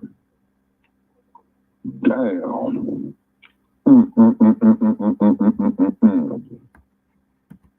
That is a goddamn shame, man. Yeah, so it says And these motherfuckers got the audacity to tell us we don't deserve reparations. it used to be the same motherfuckers that tell us you need to pull yourself up by the bootstraps while they getting all kinds of free goodies and giveaways. Right. And we're supposed to sit up here and figure that the only way that we can get ahead is to sit up here to integrate with these cave dwellers. That's been detrimental since day one. Yes, sir. And that, sir, is an insult to my goddamn intelligence. Now we gotta continue to live around these motherfucking savages. Yeah. Yeah. And they putting their buffer class up real nice. Mm-hmm. How the hell illegal immigrants is taking precedent over actual citizens, the people that actually built the country? These motherfuckers that just got here yesterday are taking precedent over you. That shit infuriates. Yeah. That shit infuriates any American, let alone any Black American, foundational Black American. It's a complete insult to our intelligence. It's a complete waste of our taxpaying dollars. It's just Yeah. And it's an insult to diasporic Africans here in America. Once again, taking our goddamn taxpayer dollars, because every fucking time you go to the grocery store, you're paying a fucking tax. Every time you put gas in your car, you're paying a goddamn tax. Every fucking time you get on public transportation, you're paying a goddamn tax. And we're supposed to sit up there and sing, "We shall overcome." So it says Mayor Johnston. I just don't know what to say, Brother Che. I mean, this shit is so goddamn asinine, man, and this shit is definitely an act wrong within itself, man. I just don't know what the fuck to say, man. Yeah. So let me finish the clip. It's about another minute left on it. All right. Card and rental assistance for 6 months. When those 6 months pass, they can get their work authorization, they have certification, they have training, they have preparation, and they can enter the industries in this city that have openings they so deeply want to fill. The city is now budgeting $90 million for migrant services. About half that was predicted earlier this year, which means the public shouldn't feel cuts starting in the summer. We're not taking officers off the streets.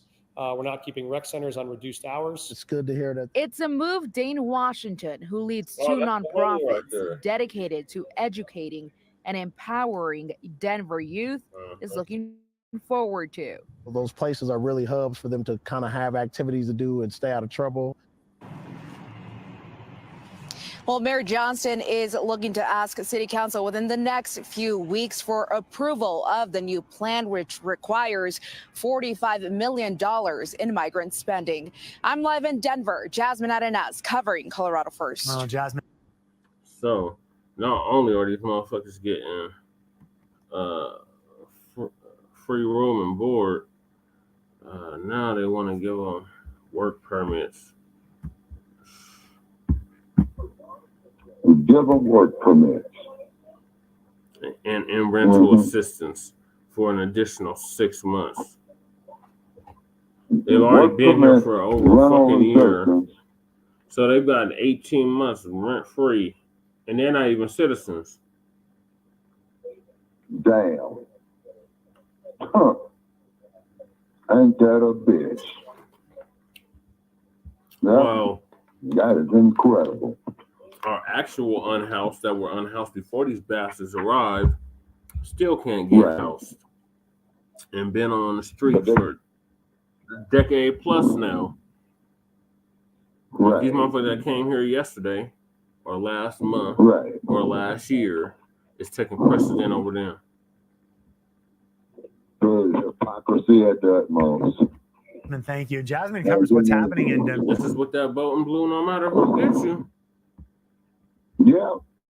So Denverites don't get Johnston remorse now. This is what y'all voted for. Remember, y'all couldn't get behind the Black First agenda. That was just way too radical for you. So you wanted to go with the white boy. And now the white boy is fucking you and the whole city up. Right. Yeah. So what are your thoughts on this this new asylum seeker program that may provide rental assistance They for need the to end illegals? it immediately. They need to end it immediately, as in 2 hours ago. They need to go pick them motherfuckers up, put them on a goddamn bus, and throw their asses out there in the fucking desert. Yeah. Damn. Yeah, or they could do them like they did the Haitians. Send their motherfucking asses back fucking home. Yeah, exactly. Yeah. The hypocrisy is definitely real. They wasn't welcoming the Haitians with open arms like this. They sent them right back home, put them right back, rounding them up like cattle, like slaves. Put them back on a plane, back to Port-au-Prince, Haiti. Yep. But these motherfuckers from Venezuela and wherever the fuck else, that's not a jet black nation. They welcome them in with open arms. They taking them in their homes. Oh, you come stay with me. Remember when they was laughing at me, Shabaka, when I said, all y'all that's complaining about the unhoused neighbors, why don't you take an unhoused neighbor home? Oh, no, they're a bunch of drug addicts. They're all this and this and that and that, blah, blah, blah, blah. But these illegal immigrants, y'all have no problem welcoming them in your home with open arms. You let them stay with you, all that dumb shit. So, yeah, the hypocrisy is definitely real. Yes, sir. It most certainly is. You know what I'm saying? So the next... It most certainly is. The next clip I'm going to play, Shabaka, is about the changes to Denver's migrant sheltering strategy. Mean that the illegals, they're calling them the new arrivals, can't stay as long. They shouldn't be able to stay, period. Like, what the fuck? We can't even take care of our own citizens, but you want to welcome in these illegal immigrants that broke federal law to get over here. So you're literally rewarding criminals. Yeah, that's what they're doing. And then with us, they want to put us with mass incarceration, saying that we're born criminals. But hey, thank old Sambo. You know what I mean? Yeah, because he started that docket shit. Deferred arrival or whatever the fuck. Okay, so yeah, I'm gonna play the next clip. I only got like 2 more clips left. So, Angeline, the city is basically going to draw a line between the migrants who have previously arrived and those who arrived later. Yes, and the line is today as of midnight. The city says that the people arriving today have unique challenges compared to the people who came last year, for instance, who qualified for temporary protected status in some cases.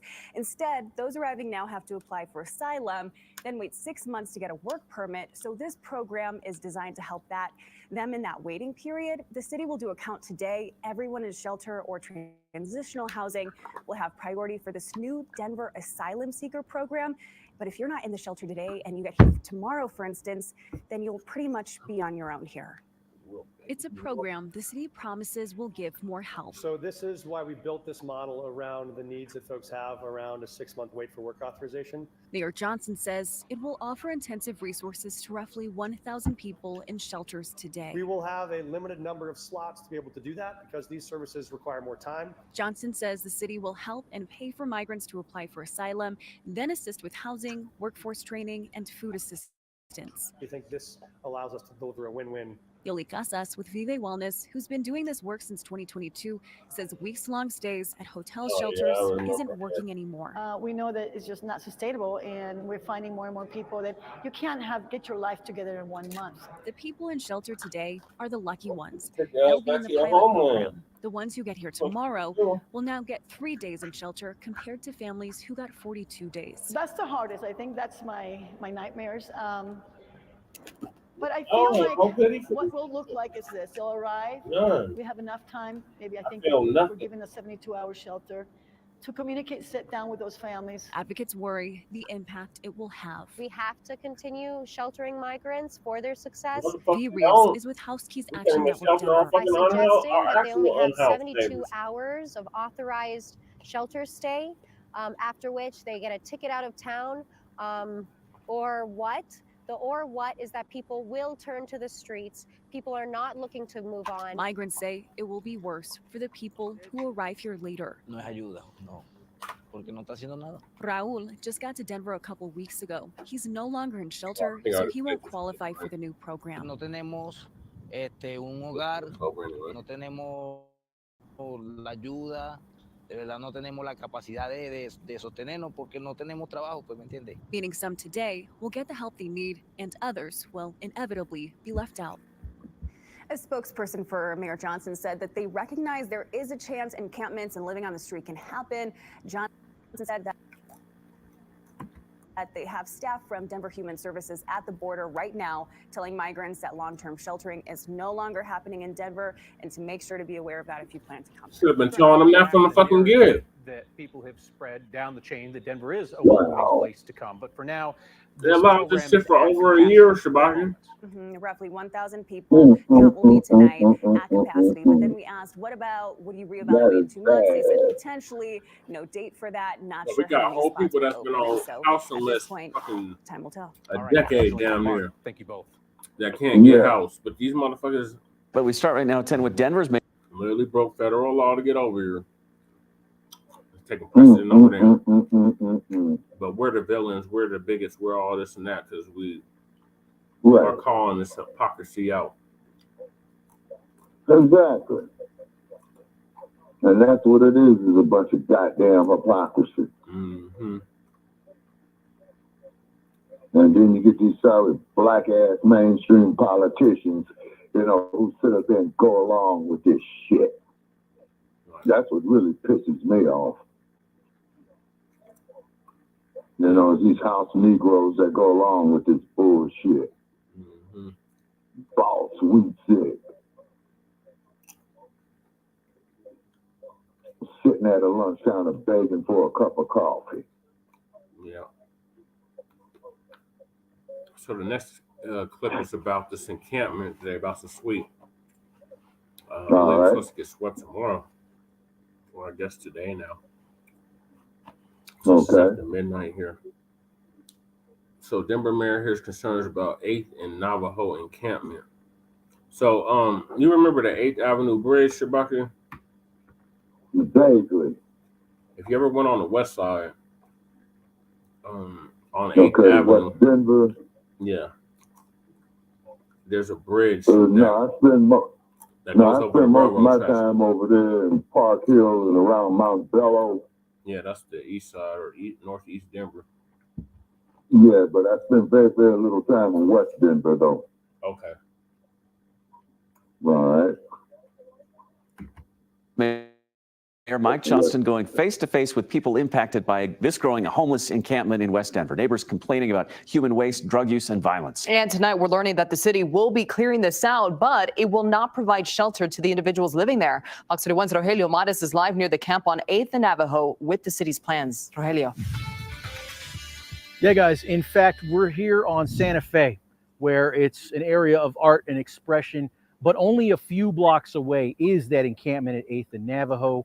And at that encampment, it will be swept up a week from today on the 16th. Despite that, though, residents we spoke to who live near there say they're not optimistic about the future of their community. I was passing by there the other day, and this girl was selling some blues to these people. Sandra Montoya says people are selling and consuming drugs at this encampment at 8th and Navajo by her home. What is it like to live next to them? It's not fun. Denver Mayor Mike Johnston hosted a town hall at a community center in the neighborhood where folks had a chance to let him know what it's like living near here. My niece is getting chased on the streets. Nobody cares. How many reports do we have to have for attention from anybody? Jose Esparza was one of about 100 people at the town hall. About drug use, violence, any of that? A lot of it. That drug use is just part of the problem. With no restrooms, neighbors say there's a stench of human waste and trash in the area. I know you're trying to help them, and I greatly appreciate that, but who's helping us? Some folks are refusing shelter and help. The city says it will not provide alternate housing for those in this camp, which marks the first time since the mayor launched his homeless initiative. This is a situation where there's both right-of-way infringement, there are health and safety risks, and the size of the encampment is too large for us to resolve to housing. Without alternate housing, some neighbors are afraid this planned sweep next Tuesday will just move the issue over another block. You think he'll be back? It's very likely, yes, because they've done it. Well, essentially, they cleaned it, they fenced it. It's just a matter of time until it comes back. Yeah, so Denver police told residents tonight this area, that area there at Navajo and 8th has been on their radar for some time, and that they anticipate continuing to monitor the area to ensure that no one from that encampment tries to occupy a vacant or abandoned house near that neighborhood. We're live on Denver. I mean, the squatters. Remember we had covered that last week? Yeah. Yep. Versus West Side on Santa Fe. Rogelio Montes, Fox 31. All right, Rogelio, thank you. Well, happening tomorrow, Denver officials will clear out an encampment suite impacting about 150 people here in Denver. Homeless advocates say there is no place for them to go. So Housekeys Action Network Denver says people have been congregating at the camps near 8th Avenue and Navajo Street. Well, after being removed from other encampments, the advocacy group says people staying there, they were hoping to go into hotels or micro communities, but there's no space. Meantime, the city says it needs to clear out the encampment because public health issues are so severe. The mayor's office tells us in part, quote, "We have made the difficult decision to post the camp for cleanup. This is the first time the administration will post an encampment closure without housing resolution in 6 months, and something we plan to avoid in the future." Yes, so they had a rally today in front of the city, or it's yesterday, in front of the city county building in regards to this. And they had an action at the city council, so that's what I'm gonna play next. So they had a rally for the migrants. Mm-hmm. Wow. Yeah, so that showed up at city council today, yesterday. Housekeys Action Network. They were talking about it.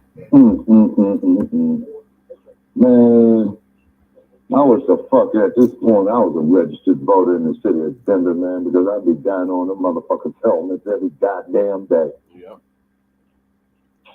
Every fucking day I'll be down there on their helmet. Mm-hmm. You know? And I'll be saying the same damn thing again and again and again. Fuck these motherfuckers, cut the check for the reparations. That's right. $800 trillion for past, present, and future atrocities. Yeah.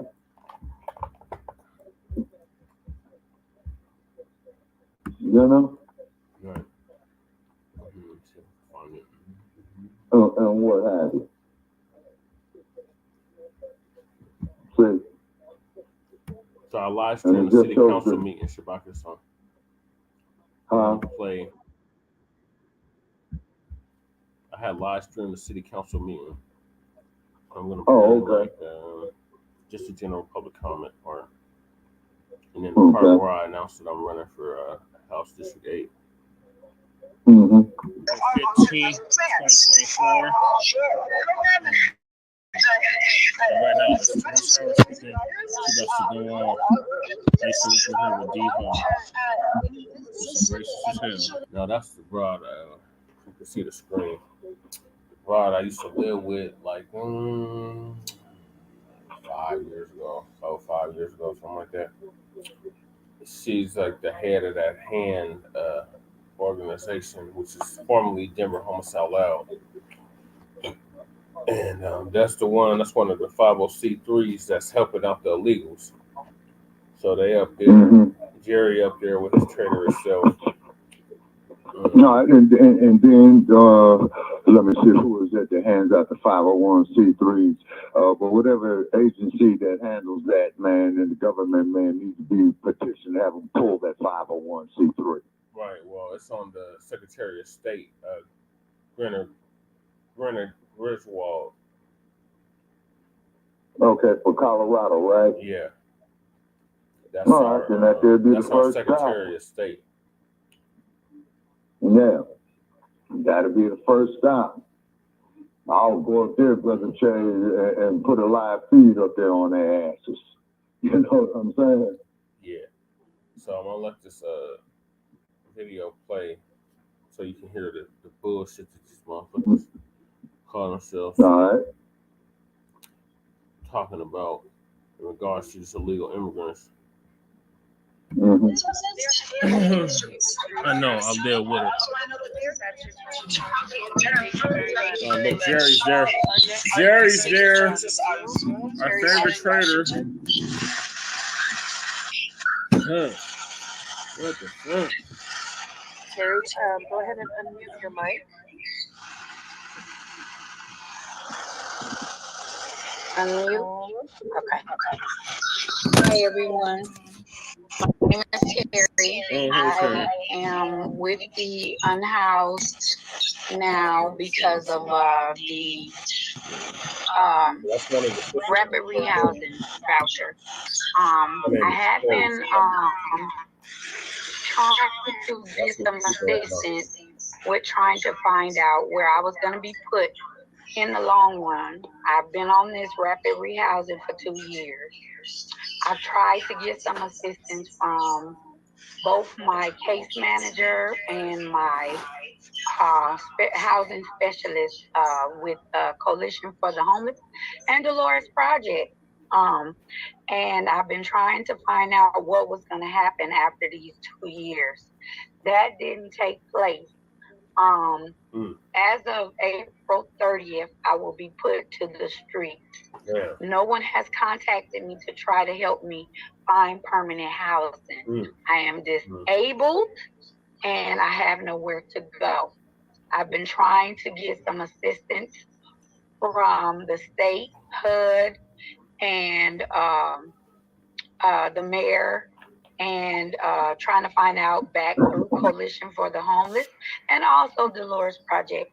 And I'm still going to be houseless as of the 30th of this month. But if she was on legal immigrant house right now, several things to find somewhere to stay, but I haven't had any help or assistance with no one. So I'm here speaking for you to please give me some help with trying to get me and several other people that are going to be put to the street as of April 30th. I thank you for everything and thank you for listening at me at this time. And I've been doing everything all over again and again and again, trying to fill out paperwork, and nothing has come through for me. Please look at this rapid rehousing voucher and try to revamp it and try to get these people housed. Even if I don't get housed, please help the ones that need the help just like me. I am disabled once again, and I'm unable to maintain in the streets. I am going straight to the streets. once again. Thank you for listening, and you all have a great evening. Thank you, Terry. Our next speaker in chambers is Abe Call. Thank you, Council. So right now in Denver, and I guess across Colorado, we have a mass housing shortage here. Hundreds of thousands units short, and I think that's something that hopefully will be addressed by both the city of Denver and the state of Colorado. I know right now the state is considering 3 bills that might help with this. There's House Bill 1304 that would limit the parking minimum requirements, House Bill 1152 that would have by right ADUs, and House Bill 1314 housing by transit-oriented communities. All bills I feel would help with the housing crisis we have here in Denver and across Colorado. And I would urge council to hopefully support these bills because it's something I think that's vital and something I think that we need. And hopefully these bills can pass and we can help fix our housing shortage and our housing crisis. And thank you for your time today. Thank you. Our next speaker is Scylla Wolf. This is a damn transformer that I know. Hello, Council. My name is Scylla Wolf. I, like Terry before me, It's a dude that I have smells. a voucher through the rapid rehousing. And luckily, unlike Terry, my voucher doesn't end until the end of this year. But even with that being said, I have no idea what I'm going to be doing when my voucher ends. Like Terry had mentioned, and so many before me have mentioned, my case manager from Dolores Project and my housing manager from the coalition, we have had how many discussions on where to go after my voucher ends? Goose egg. None. I do worry that I will be going back on the streets. I have I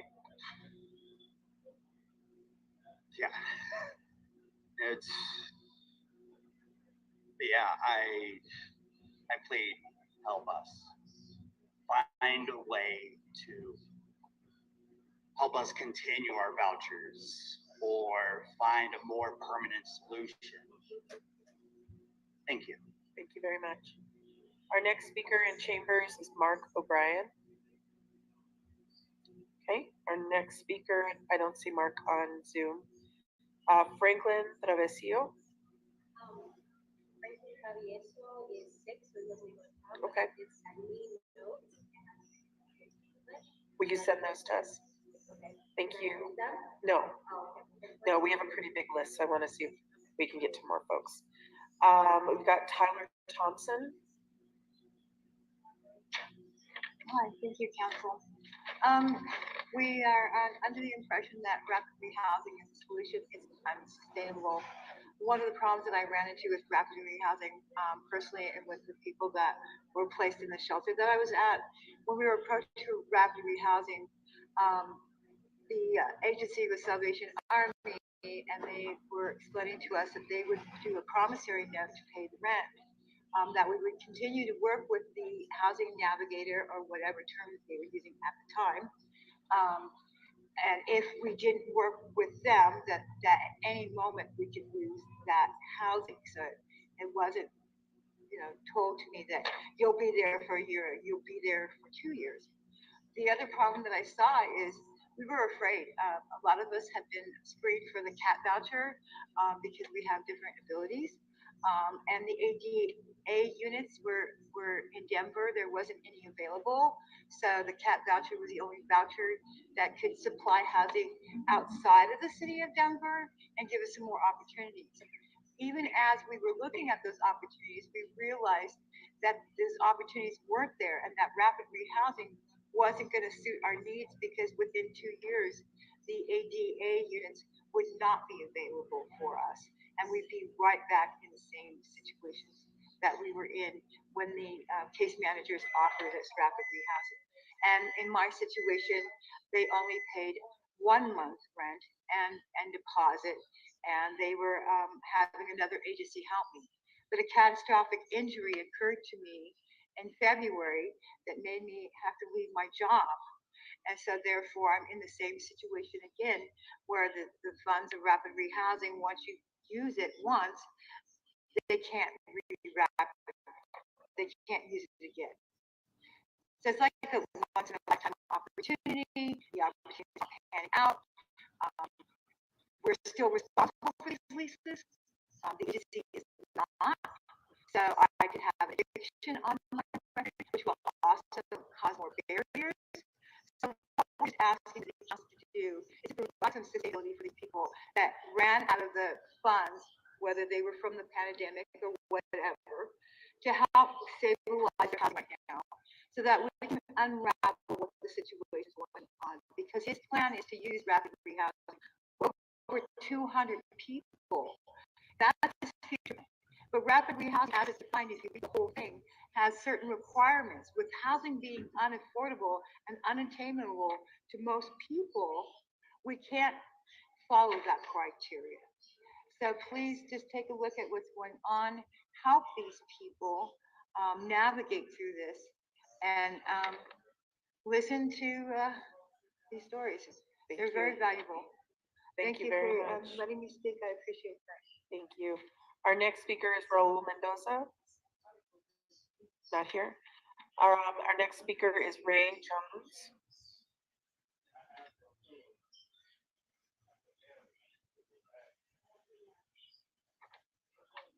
Hello, I am also here in support of HAND and what they're asking to help the folks who do not have permanent housing coming out of rapid rehousing.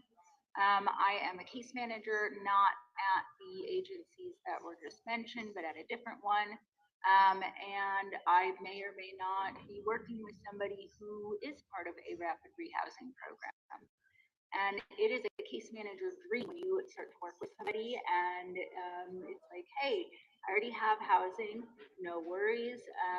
In a year or so, I'm going to be exiting this housing program with a permanent voucher, because that's what they've been told by whatever agency that they are working with. And so that's a dream for me, because we can work on some other goals that they might have, and we're not scrambling to find the housing resources, which we already know there are very, very, very few of. And so now I have the fear and the worry that the people that I work with, the people that are already having this fallout come through, are going to be sent back to the streets. And that can set a person back decades in whatever they are trying to accomplish, whether it's a mental health, substance use goal, or even just like getting back to living their life that they want to live. So it can be very hard for case managers to connect with the housing coordinators, to connect with the other case managers at the other agencies, because there is so much turnover. You can't get a hold of somebody to coordinate. So we have to trust when the client says, yeah, I'm going to be housed after this, I'm going to have the voucher. So what happens when, you know, that doesn't happen and you get a date like Terry said, I have to be out by April 30th, or I'm going to be out at the end of this year and I still don't know where I'm going. So I definitely urge the city to provide more permanent vouchers through whatever program. It doesn't even matter, just provide permanent housing for folks, please, so that they do not end up back in this cycle of being unhoused. Thank you. Thank you. Our next speaker signed up is Jonathan Pira, and I don't see him, and I don't see him on Zoom. No. Our next speaker, Jose Juarez. No. Our next speaker, Derek Parks, is joining us on Zoom. Hi. Thank you for having me virtually tonight, Council. I'll try to be super quick. I have a newborn to feed in just a second. I wanted to urge Council to support the 3 housing bills that are at the State House right now. So that's the ADU bill, the parking bill, and the transit oriented development bill. Why I think Council should support these is A, they're broadly popular. Centennial State Prosperity poll said 78% of Colorado voters support ADUs, 68% support transit-oriented development. They didn't poll on parking, but parking is a huge cost and a huge burden, and most of the standards are completely made up. Henry Gabar has a great book called Paved Paradise that goes over all of this. Denver Public Library has copies. You should check them out. I think that's all I got. I just wanted to say, Denver has done a lot of good work recently on these issues, but a lot of our surrounding neighbors unfortunately have not. Last year when I was at the State House, the mayor of Cherry Hills showed up and talked about how many affordable units they had developed and all of this stuff. And then when pressed on it, she said they had developed 9.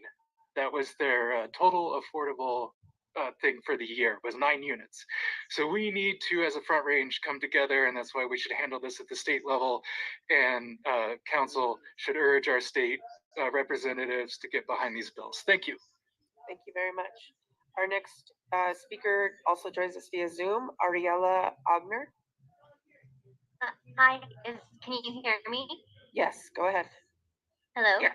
Okay, thank you. I'm from Colorado Springs, and I just wanted to use my time to address a ceasefire in Palestine.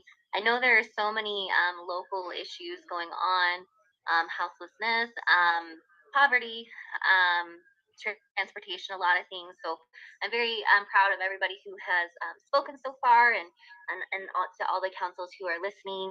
I guess one thing that I have been thinking about for months and months and months is just the loss of lives in Palestine, and how much representation would mean to me from leadership, from local leadership, all the way up to the federal level, to just speak to this just tragedy. I deal with a lot of mental health issues myself, and it is all connected. And I just, the World Health Organization has cited, there's only so much our therapists and our mental health facilities can do. It's now imperative that our public officials and our community step in to address what they have cited as the next mental health crisis. So again, just connecting it back to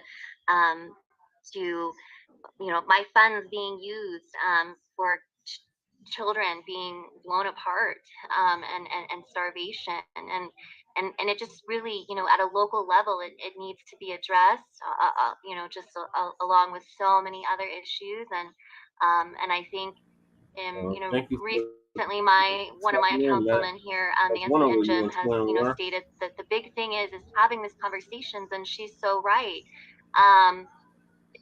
We need to be having these conversations at a local level in the community, not just looking at statistics of houselessness and people dying, but really just listening to the stories. General public comment that took place. And I guess that's all I have left night. to say, and just a ceasefire now immediately, and allow, urge you to, to a federal level, help aid, to not just Palestine, but just to so many other countries that the West is really just really stepped a big footprint in, and we need to clean up. Thank you. Thank you very much. Our next speaker signed up in Chambers, Khalid Alali. Good timing.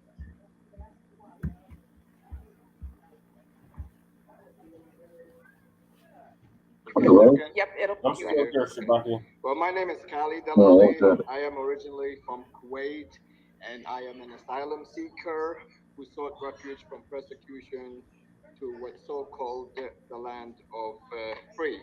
Now, this is an I actual am a resident of Denver, and I am speaking for myself today. Really war going on right I'm here to advocate for a ceasefire. He got an excuse to apply for asylum.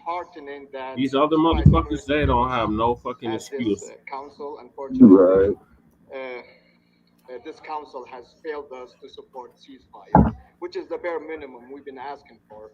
And We're not gonna do I this. mean, the city of Gaza was wiped out because of They already voted that shit down. despicable individuals like Mhm. some of you, I want to say, not all of you. And so, thanks for your so-called support for this cause. As someone who has traveled around the world, I've been all around the world, and I must say that in my personal experience and my personal opinion, I see that the United States of America, unfortunately, a place where I thought I can have my Matt said dreams, hi, come Shabaka. true and everything, but stands out Oh, as okay, the so most say what's racially up. and Yeah, discriminatory that's gonna call country in in the world, tomorrow night. particularly when it comes to You know, Islam. Shabaka's Black Islamophobia is hot in this nation. on Tuesday night. I lost want the Yeah, a they job coming because Tuesday. of Call Islamophobia. in I was kicked out of school because of tomorrow Islamophobia Yeah. here in Colorado. and I'm tell not us talking about why other the hell we places. should This vote is my for personal encouragement. experience. And Yeah. I mean, Trump bumming when I in look the at the song culture of as this the nation, human I shit. mean, And we want to I'm make really, that to be perfectly honest with clear. you, I mean, it's just, it's really disgraceful that I see, you know, my siblings, my Arab siblings and Muslim siblings, that they are adopting this culture instead of where they came from, Okay, he which said is, he'll we try. think it's peaceful, but unfortunately, Okay. it's so-called And terrorism then or let him whatever know the savage chat or room will be barbaric. open, you know what I'm saying? And then he could set up a profile on Unfortunately, Blog in Talk Radio schools for here, free, I mean, and let's he just can take an follow our example. show. Schools here, from elementary to universities, children are You hear being that, Matt? faced with inappropriate subjects like drugs, And let him firearms, know it won't cost him nothing to follow us, you know what I'm sexualities, saying? like He'll in just be elementary alerted, you know, school. when it's And, coming you on. know, I don't think Like it's a when good we do special thing to, for editions, people to you know, speak about grand those things rides anyway. Racial and our profiling. Like I normal said, I was Tuesday kicked night out of school show. just because of my Yeah. background. I don't know why. So And the list offline, goes we can on talk and about on with and on. Chef These Rob. are issues that the children He should said never about have Oh, to yeah, most encounter definitely. at Yeah, that you young need of Chef an age. Rob. That's what I think. Yeah, because Or Chef even Rob that's your time. Sergeant Help. Thank you for being here. Okay, Matt said he. Our next speaker signed up is Ryan Keeney. Yeah.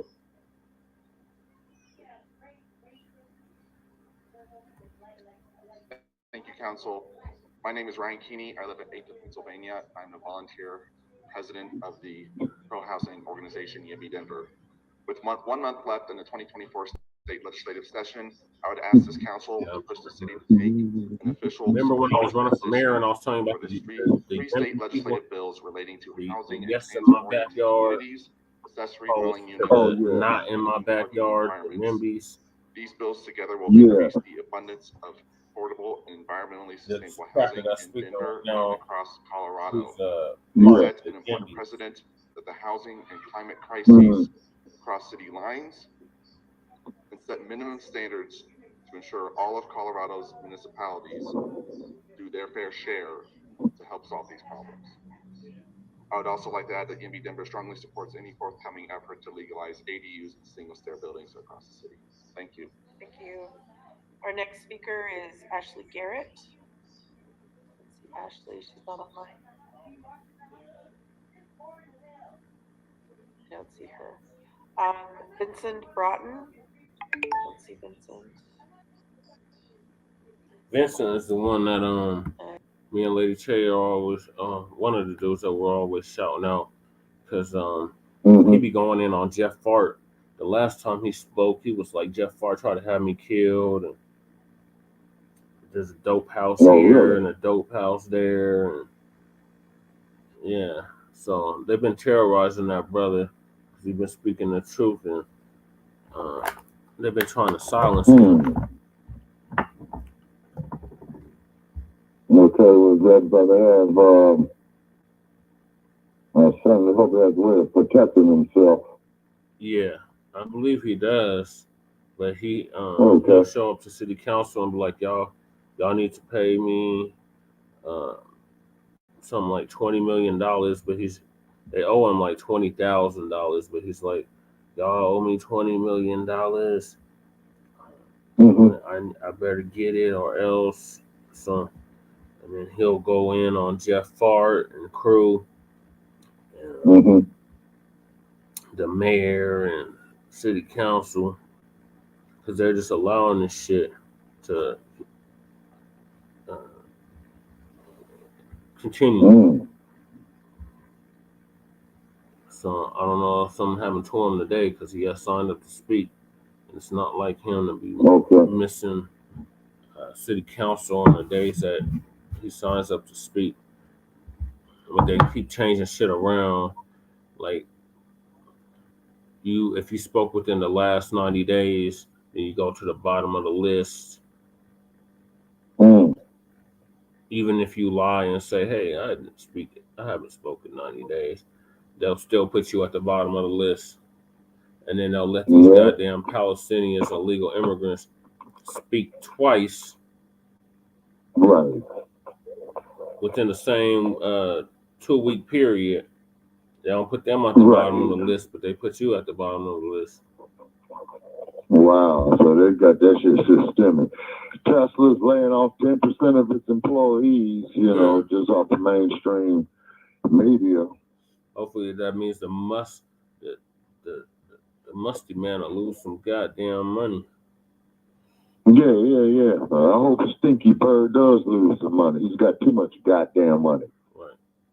But I think it's about 8 more minutes left of this general public comment. No, I'm Cynthia gonna nice a minute, brother Chad. I'm gonna end the show after this. Okay. Can we bring I'm gonna Cynthia play the in? part where after the general public comment, I was gonna play the part where I had announced I'm running. I'm here. Thank you. No, okay. Good afternoon. Thank you for taking the time to listen to me. I've lived in Southeast Denver for the last 19 years, and it was a wonderful, wonderful neighborhood when I first lived here, but I've been seeing it go downhill quite a bit in the last 4 or 5 years. On the corner of Hamden and Yosemite, Whitkin Development developed some property into turning it into townhomes on the west side of that piece of property. On the east side, on Yosemite Street, which is located at 3401 Yosemite Street, he took the dirt from 8871 East Hamden and dumped it into a ginormous pile of dirt onto 3401 South Yosemite Street. I came here about a month and a half ago to ask you people to look into his building permit, and I did find out a few things. That according to Denver Building Code Amendments 131.8, suspension, revocation, and new permits, a building official may suspend or revoke any permit for any of the following reasons, including when the nature, scope, or details of a project have been misrepresented to the agency by the applicant, design professional, owner, or their agent. Also, a permit can be voided under section 131.7. A construction permit shall become null and void when work is suspended or abandoned for a period of 60 days after work is commenced. I tell you, this man started this development in 2019 and completed it at the end of 2019. That work has been suspended and or abandoned, and his permit should be voided, and that mountain of dirt that he has left on South Yosemite Street should be removed. I have begged so many city officials to look into this, and the only answer I get is that, well, it's an active building permit, and therefore, since that mountain of dirt is not within 100 feet of a residence, that there's nothing they can do. Well, I tell you, it is not an active building permit because work was suspended or abandoned 5 years ago. 5 years. The only thing that was done when I complained last fall was that he had to remove the weeds and the trash that was dumped on that site. I would ask you to contact Whitkin Development and ask them politely if they would please remove that pile of dirt. It's an offense to my neighborhood. I mean, it's trashy. It makes and plus there's a fence around it with a big banner coming soon, townhomes. Well, the townhomes are built and the banner along with the chatter and show. It looks like white trash. It looks like ghetto. It looks like white trash and ghetto. Thank you very much. That's the time that you've got. We have time for one more speaker, and that will be Hannah Smith joining us on Zoom. So no one's gonna do anything. Hannah, go ahead. We'll need you to unmute your mic. Yeah, nobody's gonna do anything.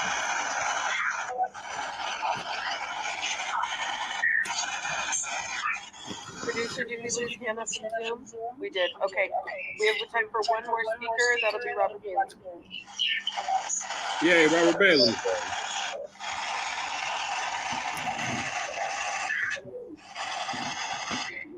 Yeah, I want to talk about that new debt that we brought on Monday, April 1st, to the tune of $268 million of federal debt. We had the enormous debt racked up by the Michael Hancock administration. What a contradiction that on this day, April 1st, that you take on new government debt to the tune of $268 million. This same day, you call forth the youngsters of the city, those 18 and under, to hear their story. You open the discussion with these youngsters by talking to these young individuals about the new debt that you just approved, or were your words just the exact opposite of your behavior? Government debt cheats the next generation. For many with the city of Denver, new debt is all about who do we blame? Blame the voters, even though you have first say and last say on all new debt, but still you blame the voters. You blame Tabor laws. Some members of this council think that they have a free pass for taking on new debt because of Tabor laws. Who will blame the Tabor laws? Well, if the Tabor laws make the budget more difficult, that will only add another layer of difficulty. Government debt is counterproductive, regardless of any Tabor law or not. With government debt, you take a tax dollar from the citizens and you use it for actual service. And then you take another tax dollar from the citizens and you give it to Chase Bank. That is a problem. I protest that. That's a waste of money. How dare you take our money and give it to Chase Bank? Right. This $268 million of new debt, apparently the Denver Post failed to report this new debt. I guess $268 million of new debt isn't that important to the Denver Post. Or could this have something to do with the fact that the Denver Post wants $90 million from the city of Denver? You might see a conflict of interest. Yes. Denver Post and other media, you blame the migrants from the southern border for Denver's budget problems. Americans blaming migrants from the southern border for their problems. Wow, I've never seen this before, other than my entire life. The city of Denver will give 10 times as much money to Chase Bank, Goldman Sachs, and all the other banks this year than the city will spend to help migrants along the way. Dear media, try to be more accurate on why the budget is so tight. But I know it's all about big advertising for the media and that $90 million from Denver to the Denver Post. I do not blame the voters. I do not blame the migrants from the southern border for our tight budget. I blame government debt. I blame the officials for the city of Denver. You need to take responsibility, city of Denver. We can't blame other people when you have first say and last say on all debt. Doesn't make sense, does it? Thank you very much. You know, Robert Bailey was giving them that work.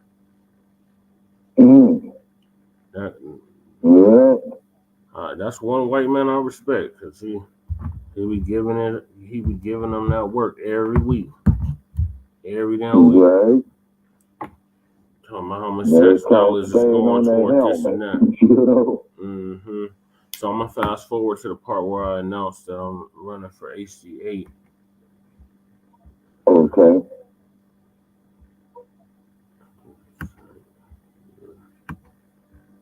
That's a councilman, city at large? No.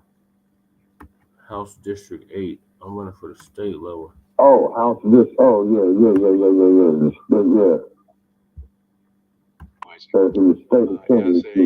Architect that was imbued during the 1930s with the cutting edge international style architecture, and producer, public relations person, marketing. Shabaka's Black Experience Enhanced, the Revolution. Studied at Yale, Princeton, and studied in Europe. Traveled in Europe, visited some relatives, but also to see all the stuff that was happening in Europe. He really was completely devoted, I think, to the international style. With Smith, Hegner, and Moore, he designed a number of significant elementary schools here in Denver. and elsewhere, as Abby indicated. In terms of rarity, when we did the National Register nomination, right, Matt. Like, asserted it was state register eligible, and that was it's understandable, Shabaki. Shabaki. Most of the things on the National Register are local. I think it is very going hard to get about a going state level recognition for a property. Okay. And lastly, I think Okay, very this is worrying. your announcement when you're running for the state assembly. Take a look at Yeah, it's coming up. and we found he was really a very significant producer, Okay. public relations person, marketing person in Hollywood for films for at least 20 years. Yeah, like 50 seconds. And he lived here for about 20 years, and he is significantly associated with that. We all got 30 minutes I'd each. be happy to answer any questions you might have. Thank you. Thank you very much. And our final speaker joins us via Zoom. That's Jesse Paris. Yes, thank you, Council President. Yes, my name is Jesse LaShawn Paris, and I'm representing for Black Star Action Movement for Self-Defense, Positive Action Commitment for Social Change, as well as the Unity Party of Colorado, the Northeast Denver Residents Council, Front Line Blacc News, Shabaka's Black Experience Enhanced, the Revolutionary Agenda, and I reside at the Roach, Bedbug, and Mice-Infested Fusion Studios in Councilwoman Chantel Lewis's district of District 8. And I'm officially running for HD8 State House race. I'm in favor of this. Any opportunity that the city takes to preserve our historical landmarks and the like, I'm in favor of. We have to preserve these buildings, this modern architecture, if you will, because they don't build houses like this anymore. Let's just be real. So we need to really acknowledge that and make sure that's preserved. So it meets all the criteria. So good job, Cashman. I believe you should have no problem getting this passed. Thank you. I'll see y'all on the next one. Thank you very much. So it was a public comment session, and they were doing a preservation for a landmark building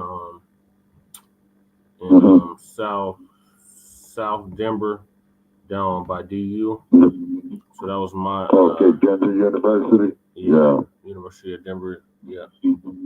Oh, okay, University of Denver. Okay. Yeah, and that's where your girl Condoleezza Rice went to. She did some coursework over there too. Yeah, she sure did. Yeah, when she was with the Bush regime, you know. Mm-hmm. But I just want to say this here. Looking at the orange fella right here, the dump, as in human shit. And we want to make that perfectly clear. This fool here, man, makes George just... Battery low. Oh, shit. Power off. Oh, sorry, Shabaka, the speaker died. Give me 1 second. I'll charge the speaker because I can't hear you. Okay, say something. Yeah, as I was saying, the dump as a human shit. And I want to make that perfectly clear. Power on. Man, Bluetooth pairing. Bush Jr. And wow, you know, and then nobody did Bush, man. I'm talking about senior and junior. Mm-hmm. But this dude, Dump, is so fucked up, man. You know, he's making them no good bastards look like heroes. Yeah. You know what I mean? Yeah, he definitely is. And fuck Reagan, you know what I mean? Because I didn't like Reagan when he was the fucking governor of California. I didn't like the son of a bitch when he was a 40th president of the United States. And may that motherfucker rot in hell, you know, allowing that crack epidemic to happen through California and all over the goddamn country, fucking off our people. You know what I mean? Yeah. So, what are your thoughts on what I said at the city council? Oh, absolutely, man. It is great, man. You know that you're announcing. You know that you was running for the state assembly See, and then also too that you're very, very active in Denver politics right there. You're definitely making a name for yourself, which is a good thing, because as I stated before, you're the only one, man, who's going to make a true difference for the people. You see, these them sorry ass sellout motherfuckers, man. You know that damn hand coon you had, that stupid ass. Battery low. Power off. Oh, come on. Why aren't you charging? Oh, God. Let's see. I want to charge. Hold on, Shabaka. They can't hear you. I'm trying to charge this down speaker, but this shit won't not charge for some stupid reason. Hold on, y'all. You ready to charge? Or what you trying to charge? This damn blue speaker that we had you on, it won't charge, so it's hard to hear you. But give your close. I think they can hear you still. It's just a lot lower. So give your closing statement, Shabaka, before we close out, and tell the people what the show is about tomorrow. Okay, it's a Black First Agenda period, man, here in 2024. Okay, this presidential election is a goddamn joke. You know what I'm saying? It is a fucking circus. But one thing for damn sure, man, if we as a people do not stick together and come together, you know, for the Unity Party that Jesse Parrish is running under, come together as black folk, you know, economically. Oh, okay, I got it together now. We're doomed. Okay. Right. We are doomed, okay, because you're getting black men shoving ketchup up their ass, talking about that they have a menstrual cycle, which is an insult to womanhood. Power on. The black family unit, you know, has been shattered. Systemically, you know, Dr. Wilson told us this here over 50 years ago. Yeah. You see what I mean? And we're in some desperate times. You know, they got this orange cracker looking motherfucker here running for office. You see what I'm saying? Again, you know, he finally gone to court. Now they're wondering if they can impanel a jury against his ass. So they're playing games with that, because from what I understand here, looking off and on here, that they already went through 50 prospective jurors recently, you know, and they still trying to impanel a jury on them. Also, too, these Palestinian individuals out of the West, you know, just came across my desk. They did shut down portions of the Golden Gate Bridge. Okay, and I don't know about the Bay Bridge, but however, that there just goes to show for some political influence there in the city of San Francisco, like what Cat Brooks did. He shut down both them damn bridges. San Francisco starves. You see what I mean? You see? Because they are very, very dependent on those bridges. I see the video now. I'm gonna pull it up real quick. Okay, what happened now? I see the video that you're talking about the bridge. Oh, right. And then, of course, you do know that's where your current vice president is from. Yeah, it says she was a district attorney. Yeah, it says projectiles fired at pro-Palestinian protesters at Tesla factory. Okay, Tesla's factory is down there, if I'm not mistaken, right there at the edge of Santa Clara County, near a place called Milwaukee, California. Tense moments at a pro-Palestinian protest outside the Tesla factory in Fremont Monday night. Protesters being fired with pepper balls after they tore down police fencing set up around the facility. This Tesla factory is one of the most productive factories in the state. And so in this area, we wanted to target a big center of production and really cause an impact. The night's protest, one of several that happened around the Bay Area Monday. Earlier in the day, protesters also shutting down the Golden Gate Bridge, as well as parts of 880. All of the demonstrations a part of the so-called A15 Day of Protest, symbolically happening on April 15th or tax day, and meant to cause economic disruption to those protesters believe are helping fund the Israel-Hamas war. A lot of these companies are just thinking about their profits, and unless they're affected, they need pressure. Monday night's Protesters initially met at the Warm Springs BART station before marching down to the Tesla plant less than a mile away. While they first protested on the side of one of the factory's entrances, they then walked around the site where those tense moments occurred. After meeting police outside the gates of Tesla Monday night, protesters eventually decided to call it quits and head back home. In addition to causing economic disruption, protesters say they want the U.S. government to stop sending money and arms to Israel. Many of them telling us they're sick of politicians not listening to them. I don't think there's anything I can say to Biden that would make him listen. He's a terrible man, and I will not be voting for him. And even though many have been out in the streets for over 6 months now, the protesters say they're not stopping anytime soon. But we will come out in the numbers to make sure that we are heard. In Fremont, Tim Johns, ABC 7 News. Okay, Fremont is the last city before you cross into Santa Clara County. It's in the East Bay. It's about 30 miles south of downtown Oakland. Yep, that's correct. Yes, memory serves me correct.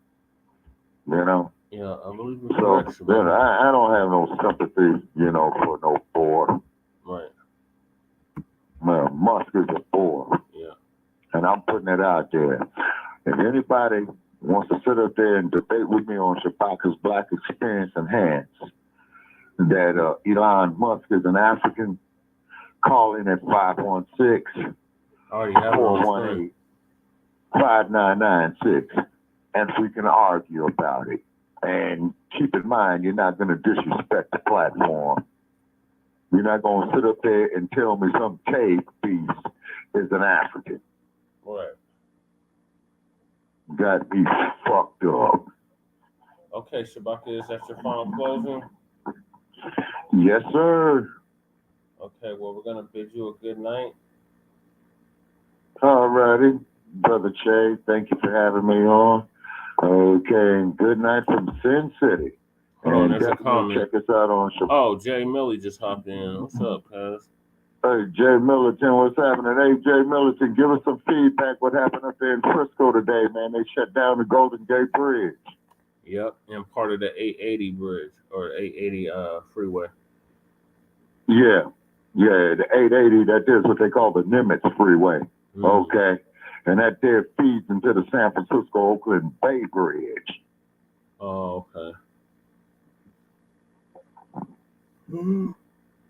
All right, so to close the show out, you got the very tail end of it, Jay Milliton. But yeah, we was going in on the illegal immigrant situation here in the Mile High Income and now migrant flooded city, and how they giving these damn illegals all these accommodations, while they're neglecting the actual citizens, especially the black citizens in these respective cities. And how the neighbors to the south of Denver are like, to hell with this shit. We're suing the state behind these bullshit ass sanctuary city laws. So these mothers raising Cain because Johnston just made this $90 million immigration plan, and he's kicking the migrants out finally out of these damn shelters and hotels and motels after 6 months. So they're talking about, well, they don't know what they're gonna do and all this dumb shit. You know what you can do? You can go back to your fucking homeland. That's what you can do. Yeah, or better yet, have the county of Denver throw their asses in jail for being vagrants and put them out there to work, man. You know what I'm saying? Cleaning up the streets. Exactly, because he said, fuck them. Take that shit back over there. Exactly. Yep. Motherfuckers can kiss my ass. You know what I'm saying? Exactly, good. Fucking migrants. And I'm up there in Denver, Colorado, and one of them motherfuckers come knocking on my door. Man, you better get your bitch ass up out of here. Right. Trick. You know? And you ain't got no goddamn reparations check. You know, for me, for my piece of slaves built this goddamn country, but your sorry stinking ass gonna come up there and knock on my motherfucking door asking me for something. Yeah, okay. All right.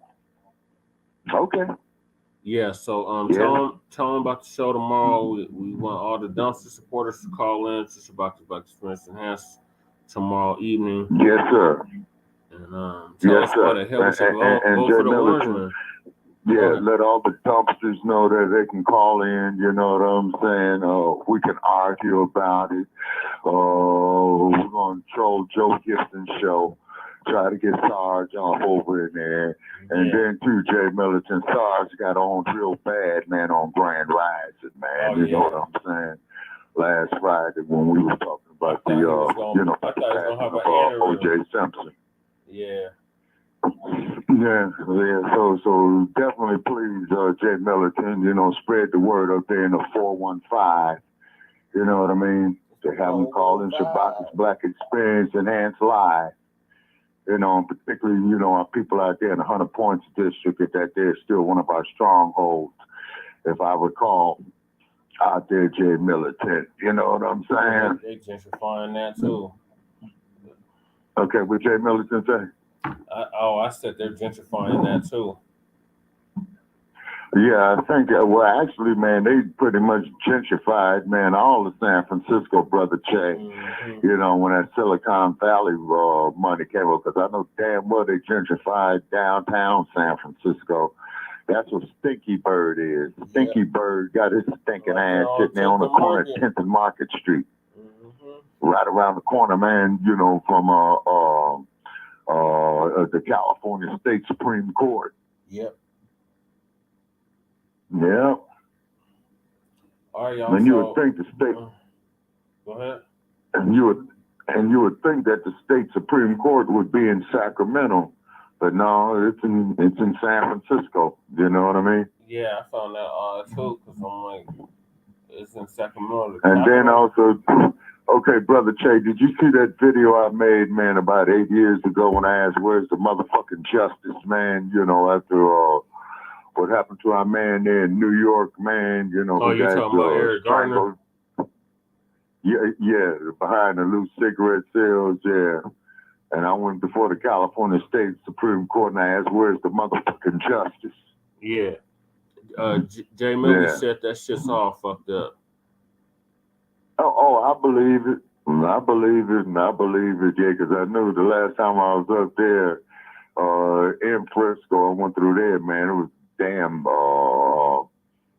camping town, you know, for real. You know what I mean? Mm-hmm. Everybody nodding out and all that old shit. You know, it's been a few years since I've been over there in SF, man. Yeah. You know? Yeah, and I know he likes the 49ers still.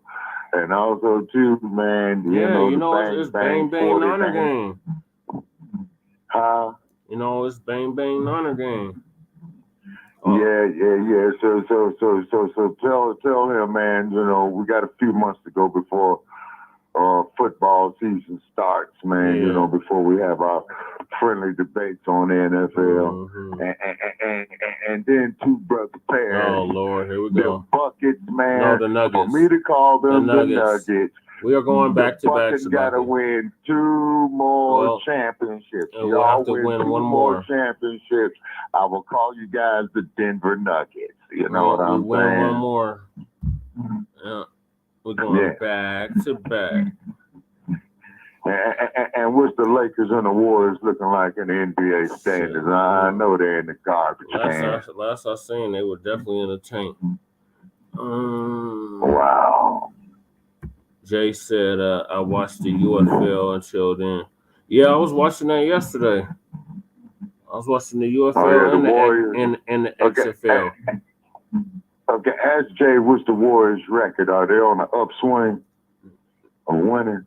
I think he's giving up on the Warriors. He said tonight, the play-in games. Oh, tonight's the play-in games. Okay. Now, what about the Lake Show? You mean the fake show? I think they're horrible. No, the Lake Show got the Lakers got them. You know what I'm saying? Shit, you know, the Lakers, goddamn it, and we got 3 retired jerseys in a row. Number 32's retired. Number 33's retired. Number 34's retired. That's Magic Johnson, Abdul-Jabbar, and Shaq. Those jerseys will no longer be issued for any Laker player in the future. Correct. Greatness. You know what I'm saying? Like I said, the fake show is in... What place are y'all in? Y'all in 8th place. The Warriors are in 10th place. My Nuggets are in 2nd place. We're tied. We're tied with the Thunder for 1st and 2nd place. Wait a minute. The Oklahoma Thunder, you said, is in 1st place in the West? Yep. The Oklahoma Thunder? Yep, the Oklahoma City Thunder is in 1st place. Yep. That's incredible.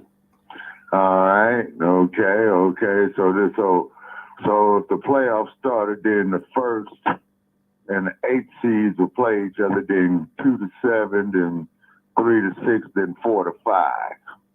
Yeah, if the playoffs were today, yes. Okay, still got a few months to go. You know, shit could shift real easily the next few months in basketball. It is an 88-game season. You know My what Nuggets I mean? already got our playoff spot, so. How? My Nuggets already clinched our playoff spot. Wait a minute, man. The season ain't even near the playoffs. How y'all clinched the playoff spot? Because we did. We got an X by our name. An X? Yep, and the X means clinch playoff berth. Wait a minute, man. Now hold it.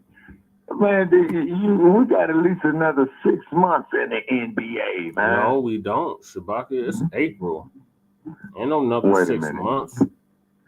Hold it. April, wait a minute. April, May, June. Oh, yeah, that's right, man. See, I got it confused with the damn baseball, man. Yeah, that's right. Yeah, because the playoffs, man, happen in the tail end of May and June and shit. Yep. Around Memorial Day, yes, I stand corrected on that one. Man, that just goes to show I'm just tired, brother, out here in Sin City, man. Yeah. You know? Okay, so get with us, Jay Militant, man, on Tuesday night. You know what I mean? He said the And, playoffs. He's going in on him too. He said it's one league, the XFL and the USFL merged to the UFL. Okay. Okay, talking about the United Football League. The alternative league, I guess. Yeah. Yeah. Okay. And then he says nobody wants to hear that Lakers shit. Boo. I concur. He said nobody wants to hear that Lakers shit. Boo. Oh man, what's the record of the Lake Show, man? I told you y'all it is in 10th or 8th place. All right, where the Warriors at? They're in 10th place.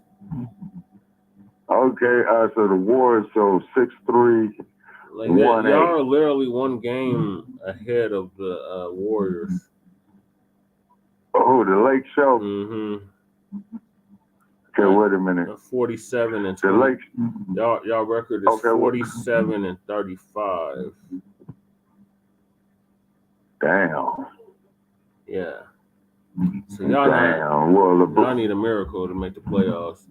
Let's see. Yeah, man, LeBron needs to retire, man. You know what I'm saying? That's PI. Oh, y'all the man already. Play in. Yeah, he already made his mark as soon as in the league, man. You know what I mean? Y'all clinched the play LeBron, in. LeBron's been in there, man. Shit, I think LeBron's gonna hold the record for the longest time served, you know, because I think he's getting ready to surpass Abdul-Jabbar and Will Chamberlain's records of playing time. Damn. Yeah, and keep in mind that all of them were on the Lake Show. Jay Militant, he said the Thunder is good. Oh yeah. And he said the playoffs start Friday. Okay. Okay. So which means everybody's got to travel to Oklahoma City. Yeah, because they got the first #1 seed. Right. Yeah, and the ones with the winning records, they you know who they matched up against, they got the home court advantage. Correct. Okay, down there in OKC, and then of course, as we all know, OKC, you know, is about 110 miles from the Black Wall Street. You know. Yeah, so let Jay Militant know that I did visit the Black Wall Street down there, Jay Militant. You know what I'm saying? I spoke with the people down there and what have you, man. And just being there in the presence of it, man, you could still feel the presence of that bigotry and shit that went on down there with that, you know? Right. All right, y'all. So Yeah, we're closing out because it's already 1:30 in the morning where I'm at. So we appreciate come y'all on, lay tapping it down, in. brother Jay. Yes, All sir. right, Jay Thank you for joining Militant, us, Shabaka. bid you all good night from Sin City. Okay, have a good night, Shabaka. All right, okay. All right, y'all. So thank y'all for tuning in to season 4, episode 2, part 3 of the Front Line Blacc News. Join us tomorrow or later on today now for Shabaka's Black Experience Enhanced on Blog Talk Radio and on StreamYard once again. And we want all you dumpster supporters, especially you black ones, to call in to Shabaka's Black Experience Enhanced today at 7 p.m. Mountain Standard Time and tell us what tangible benefits are we going to get from a dump regime. And the call-in number is 518-418-5996. Or, damn, I think I got the wrong number up here. 518-416-5996. I got to update that. I just caught that. I had the wrong number up. Change that. 516-418. Was it 518? Yes, 516-418-5996. Okay, I had it right. So yeah, call in dumpster supporters and tell us why we should even bother voting for the orange man. So shout out to everybody that tuned in. Make sure y'all sub up to the homies channel. What's cracking? TV with Jay Militant. Sub up to Matt 285. And yeah, that's all that chimed in. So we appreciate y'all tapping in, and we're tapping out. So peace, love, light, reparations and separations, and Black empowerment. We'll see y'all tomorrow for Shabaka's Black Experience Enhanced. Peace.